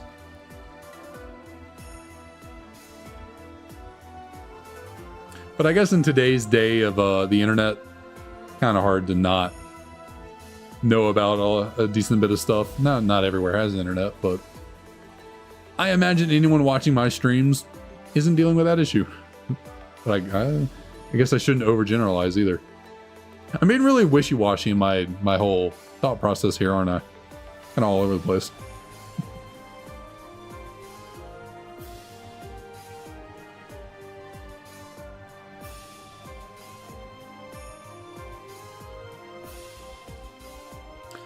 I need to stop resting my hands up here.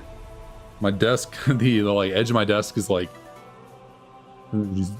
pressing into my hand, kind of leaving a little line, little mark. Oh, nice. The little gold plate thing from Burger King.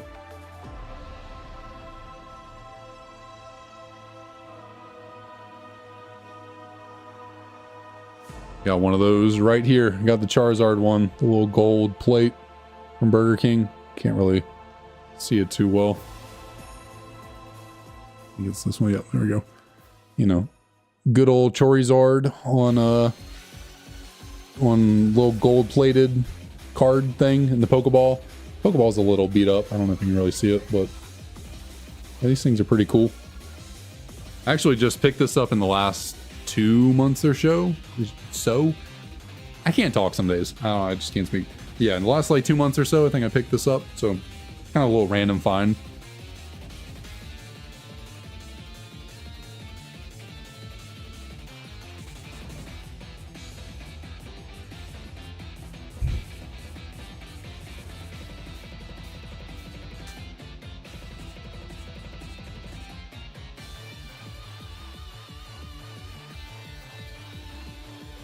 Yeah, sometimes my tongue just doesn't my mouth, I should say, more so. You know, it sounds a little less, but yeah, sometimes my mouth just doesn't work correctly. You know, connection between the brain and the, you know, the mouth doesn't always come out as you were intending it.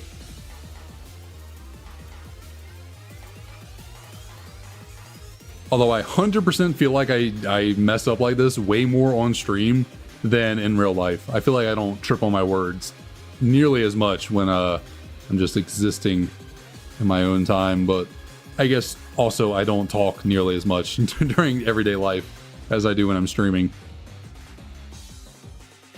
Probably say more words during stream than I do the entire rest of the week combined, like outside of stream. And I'm talking about like a singular stream. You know, I stream 4 days a week but singular stream, I probably say more words than the rest of the week outside combined. Generally, in real life, you know, IRL, I'm not a man of many words. I've always generally been a kind of more quiet, reserved to myself, not super talkative kind of person.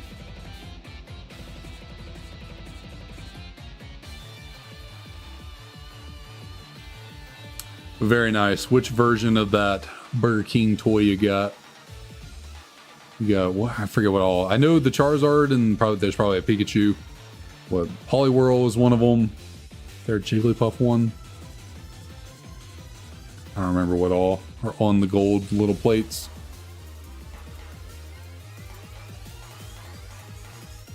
You got Pikachu. Nice, nice. Got the classic Chew, the big mouse. Back when Pikachu was chonky.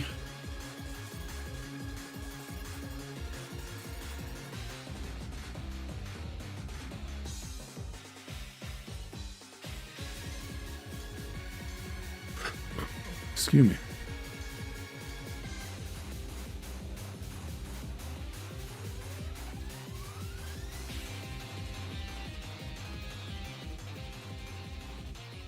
Oh, good Lord. Just sent my little controller thing flying. I think we're all good here still? Okay, yeah, we're all good. Trying to roll up my sleeves and stretch out for a second and just accidentally smack the crap out of my controller.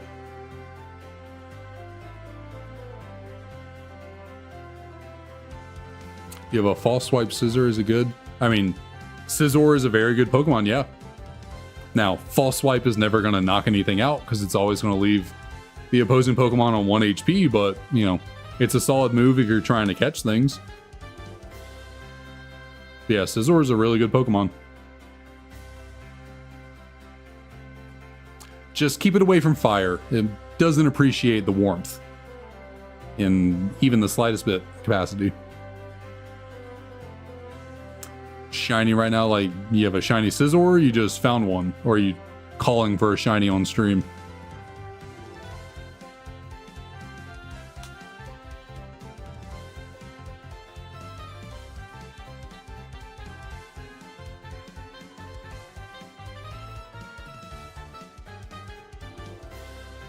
Unfortunately, words of good of good luck have not ever really come through for us before. It's generally been pessimism and negativity that has turned in shinies for some reason. You know, 2 weeks ago I got a shiny Squirtle, and like, you know, 2 minutes before I got it, someone came in the stream and was like, "Hey, yo, you know this is going to take you a long time, right? Like, it's going to take forever." I was like, "Yeah, I know. It's going to take a while." And then 2 minutes later, I got a shiny Squirtle. And then last week, I think I was complaining about having really bad luck. And then 5 minutes later, I got a shiny Cyndaquil. So unfortunately, it kind of seems like bad luck has been the motivator for shinies, or negativity, I should say.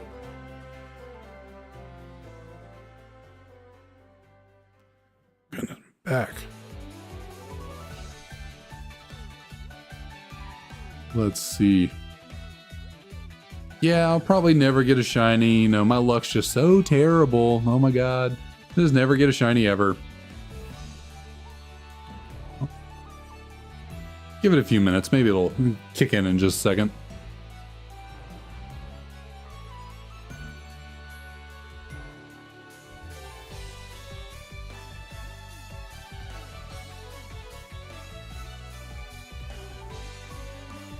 No, but Tepig might genuinely take me ages. Like, that's not that's not even a joke. Tepig might genuinely take freaking forever.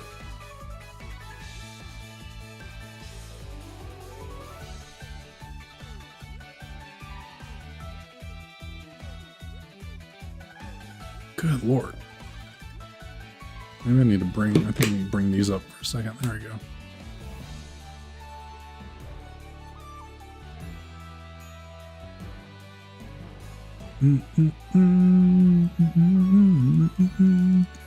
You know what that the little blue emoji right there, you know what that reminds me of?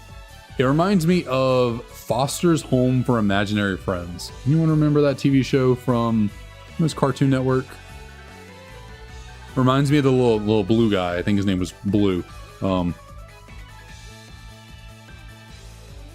was a good show.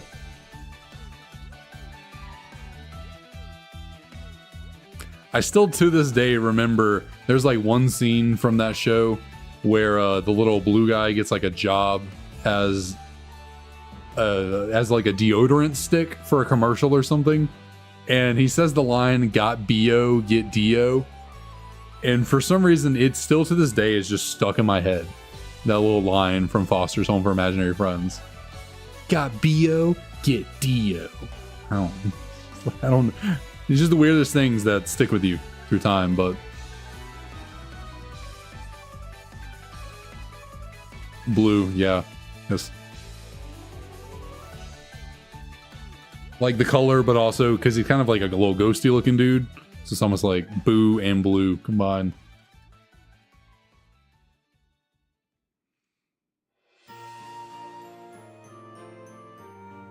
Oh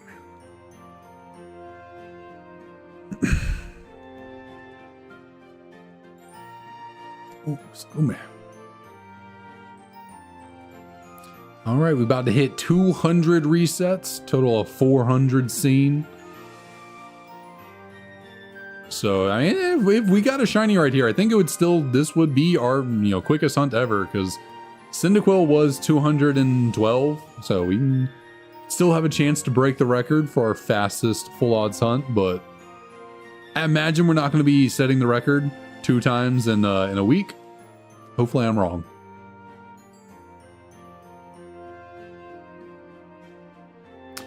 Wilt. I can't say I remember which character Wilt was. I just remember the little blue guy. And I remember the main human character. I don't remember his name, but I remember what he looks like. Do you also remember the one, like, what, really tall looking one that had like basket? It was like red. He was like really furry, had like really long legs. Is that Wilt? Yeah, okay, yeah. Red tall dude, basketball like socks or whatever. Yeah, I do remember what he looks like. I forgot his name, but I guess Wilt Chamberlain. That's kind of fair. Wonder how they came up with that.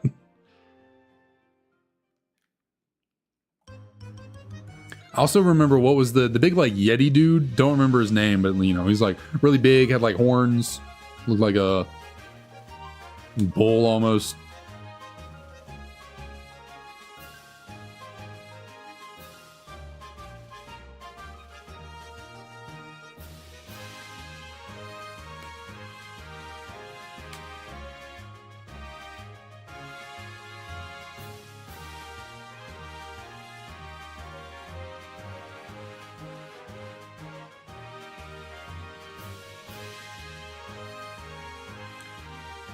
And shoot, thinking about big tall characters with horns made me think of Samurai Jack.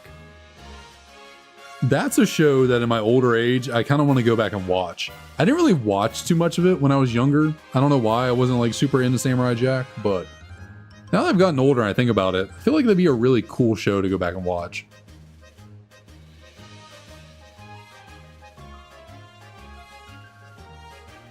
Trainer Red, I appreciate that. I really do. Thank you so much. That's really kind.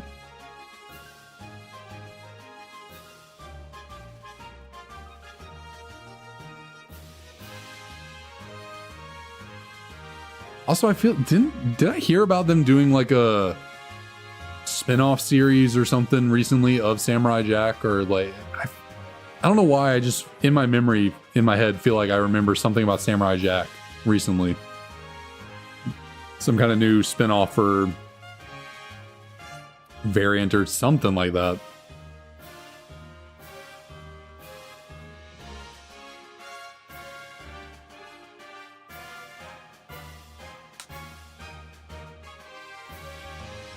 Like maybe a re-return to Adult Swim or Cartoon Network or something. I thought I'd remember it, but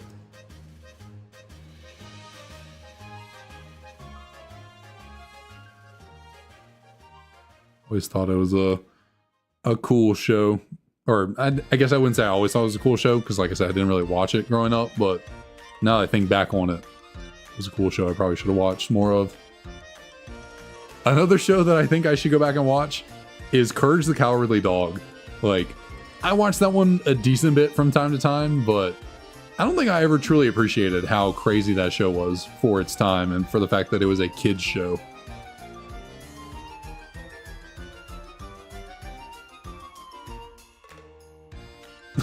What does that even mean? Walking zesty back to your room. What does that mean? Is Zesty your dog? What?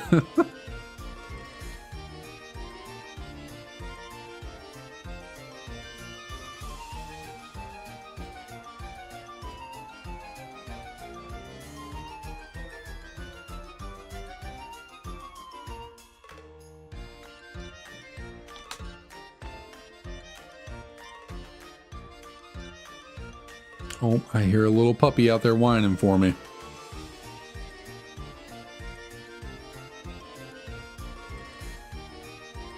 What is going on? The non-gear. Oh. Interesting, I guess. Never haven't heard of that, but okay. That's interesting. I think I have a little baby dog at my door, so hold on one second.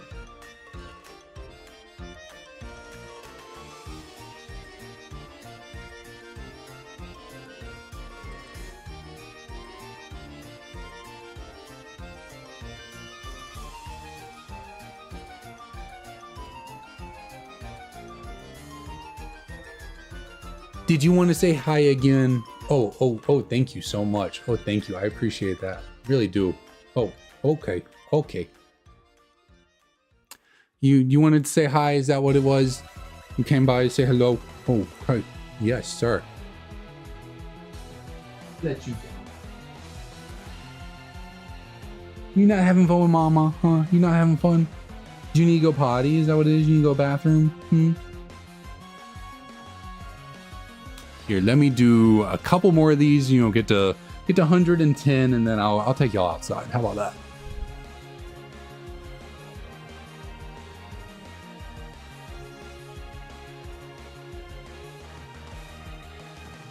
You just gonna sit down there and wait on me?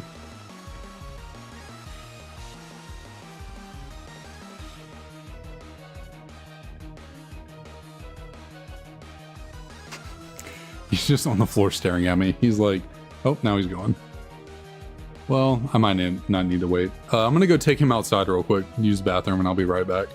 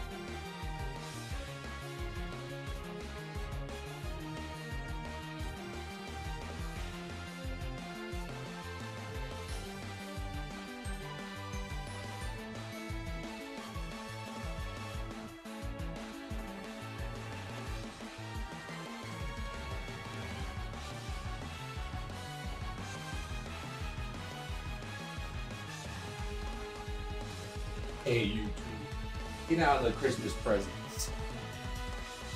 All right, I have returned. I am back and ready to go. Little puppies needed to go outside and use the bathroom. In fact, I needed to use the restroom as well. So, good little break to get out there. And now my other dog, Ryder, is in here. You know, Leo was just in here saying hello, and now Ryder's hanging out, chilling with us. He's just digging through some bags I got on the ground over there. He's like, something in here has got to be for me. Unfortunately, though, buddy, those are all for other people, not you. Your presents are in the other room that you can't get to.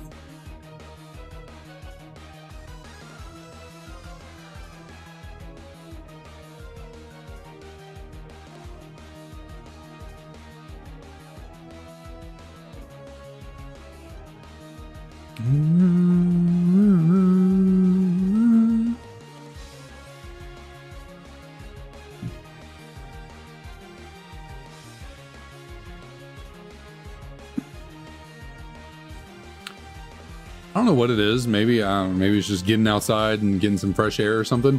I feel like I can see better right now. I feel like I can see more clearly. I don't know what's up with that. I just get back on my computer and I'm like, oh, everything seems more bright and yeah, clear. No really other way to put it. Maybe I just need to get up for a second. Also, I think I'd need to clean my glasses a little bit. A little bit.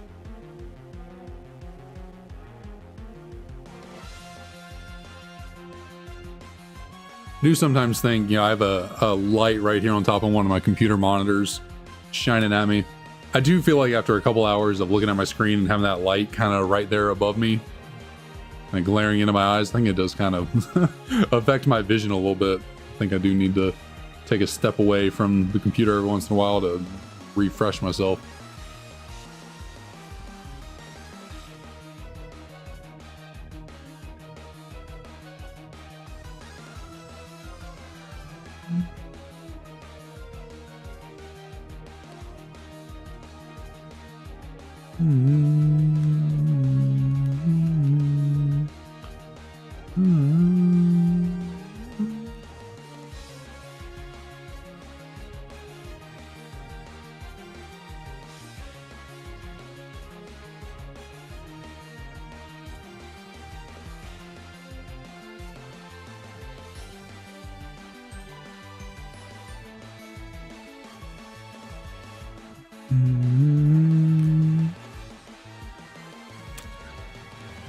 I think I've fully gotten into the swing of these resets. I think I've really gotten into the mode, into the zone.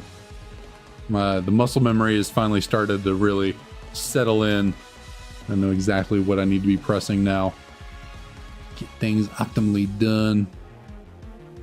That is the one thing though. I'll get my muscle memory all fixed on this and, you know, good to... Why can't I talk? I'll get my muscle memory nice and accustomed to what I got going on here. And then tomorrow when I go back to doing Tepig, I'm going to be like brick hands again. Like, what do I press? What am I doing? Just all over the place.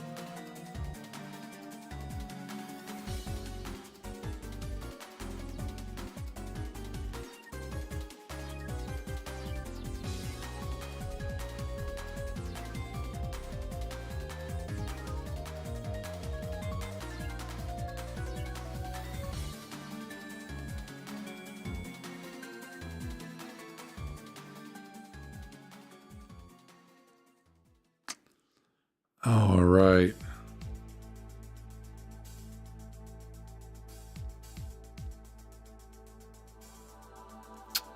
Gotta admit, I think I'm gonna run out of stuff to say. I'm not gonna lie. I'm kind of sitting here just like, man, what do I got on the brain right now? And honestly, it's a lot of nothing. There's a lot of nothing going on right now. I'm just kind of sitting here hoping I get a shiny, just like, come on, give me something good. Give me something here. Is getting a tiny bit late. I think I'm gonna go until 250 resets. So we got another clean 30 to go from here. So it'll take a second to get through that, but yeah, I think once we get to 250, I will call it a night. I think 250 resets, you know, 500 total encounters. That's pretty solid on what'll be probably little over 2 hour stream. Probably be looking at 210, 215. That's pretty solid on the day.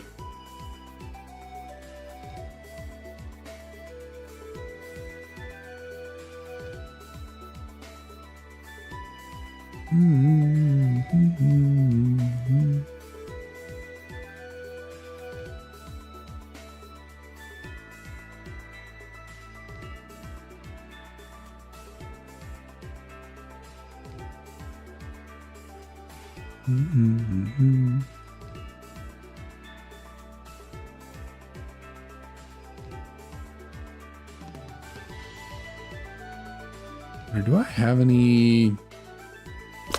Well, one, I was thinking, do I have any cool Hitmonlee, Hitmonchan Pokemon cards? But then I really started thinking about it. I don't know if there are any cool Hitmonlee, Hitmonchan Pokemon cards. Like, yeah, you know, they got some holos back in the OG days. You know, base set had holo Hitmonchan. Fossil had holo Hitmonlee. You know, they're decent looking cards, but really since like the OG days, I can't really recall Hitmonlee, Hitmonchan getting really anything special. I don't think, have they ever had an EX or a V or GX, anything like that? Not that I can remember. Might be some of those Pokemon that have been passed up a bit. I guess there was a way back in the Ruby Sapphire days, Ruby Sapphire base set, there was the Hitmonchan EX. Just remember that. That is a pretty cool card. That's probably the coolest Hitmonchan card that's ever come out. It's kind of like on his knees, almost like a superhero stance, got his fist on the floor. It is a pretty cool card. I don't think I have it though. Definitely one I should pick up, because I do like the third generation era EX cards. They are pretty sweet. But Hitmonlee though, does Hitmonlee have anything? I don't think Hitmonlee has an EX or anything like that. What about the other Hitmon? Does Hitmontop have anything? I don't think Hitmontop has anything really either. Other than, like, again, a holo early on in the like Gen 2 days of the TCG. Shoot, that Hitmonchan EX from Ruby Sapphire might be the last kind of like big card any of the Hitmons got. At least I can think of off the top of my head.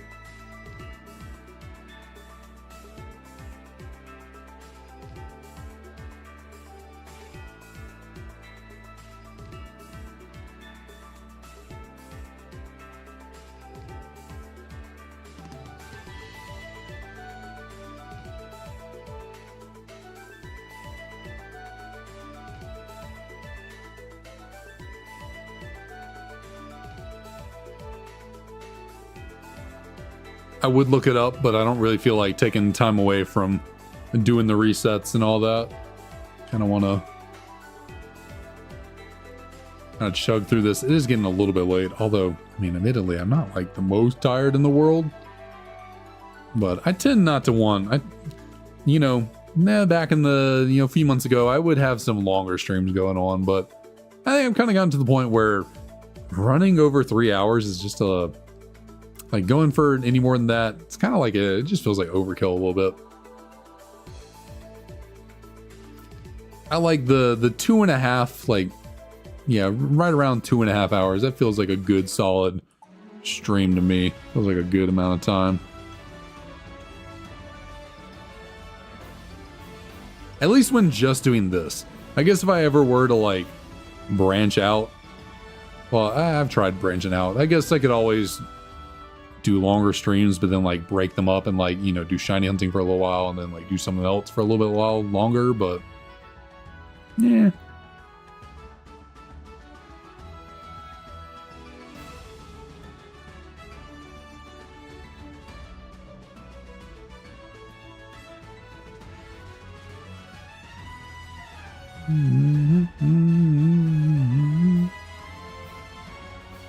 Although at some point in the future, I do want to try and start incorporating. Oh, what is going on? What is happening? What is going on? Okay. Got a little out of sync, but there we go.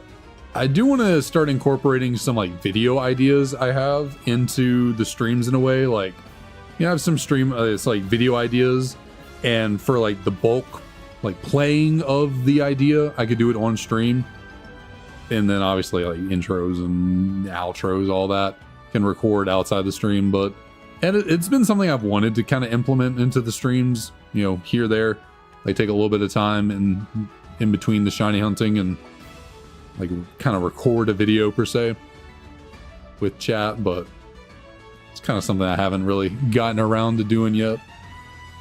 I haven't really felt like I've found a good moment for it, you know?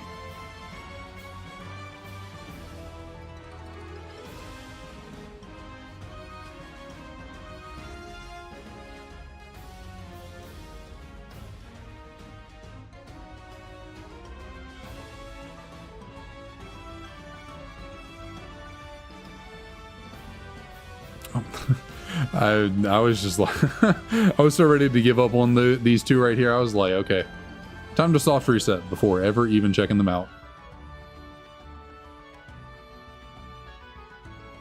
I do sometimes get ahead of myself where I'm like,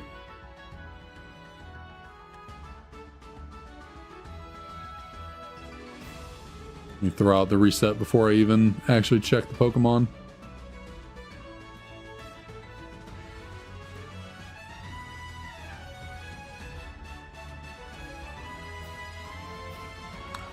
Start pressing B a little bit too early. I was speaking about how great my muscle memory has become for this reset right here, and now I'm just fumbling all over the place.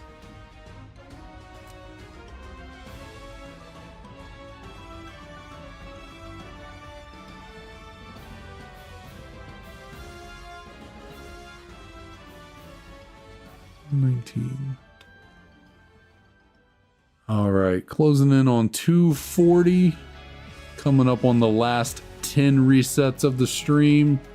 See if we can grab something crazy. I guess it being Sunday, it's technically a new week, you know, the week's Sunday to Saturday. So, you know, right now we've been averaging one full odd shiny a week. You know, it's been on Tuesdays typically, but I'm not gonna be able to stream on Tuesdays this week. So if we could grab one today, maybe tomorrow, that would be fantastic. Continue our streak of full odd shiny finding.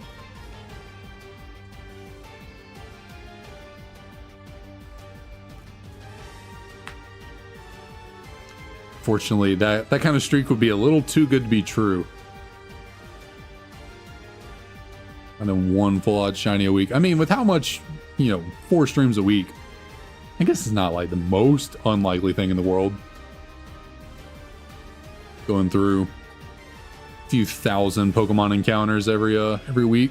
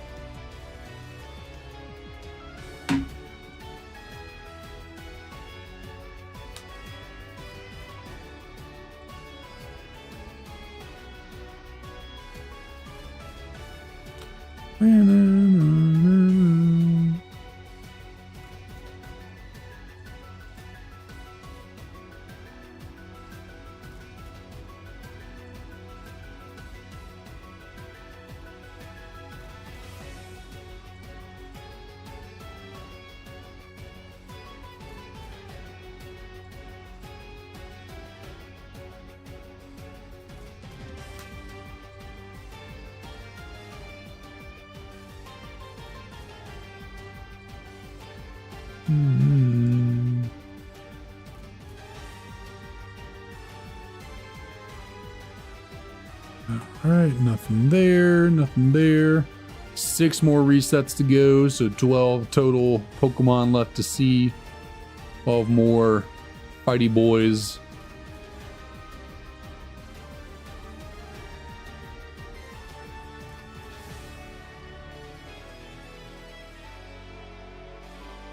I said, I'm calling the Hitmonchan. That would be, I don't know if I say I'm calling it. I don't think I could call the Shiny Saved My Life, but the one I want to get is Hitmonchan, I'll say.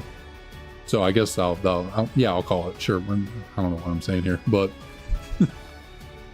yeah, I'll call the Hitmonchan. I'll call the blue gloved boxer.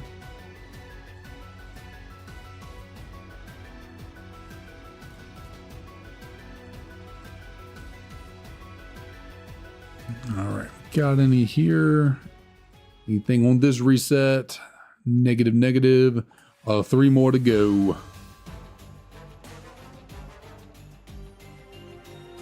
Let's see.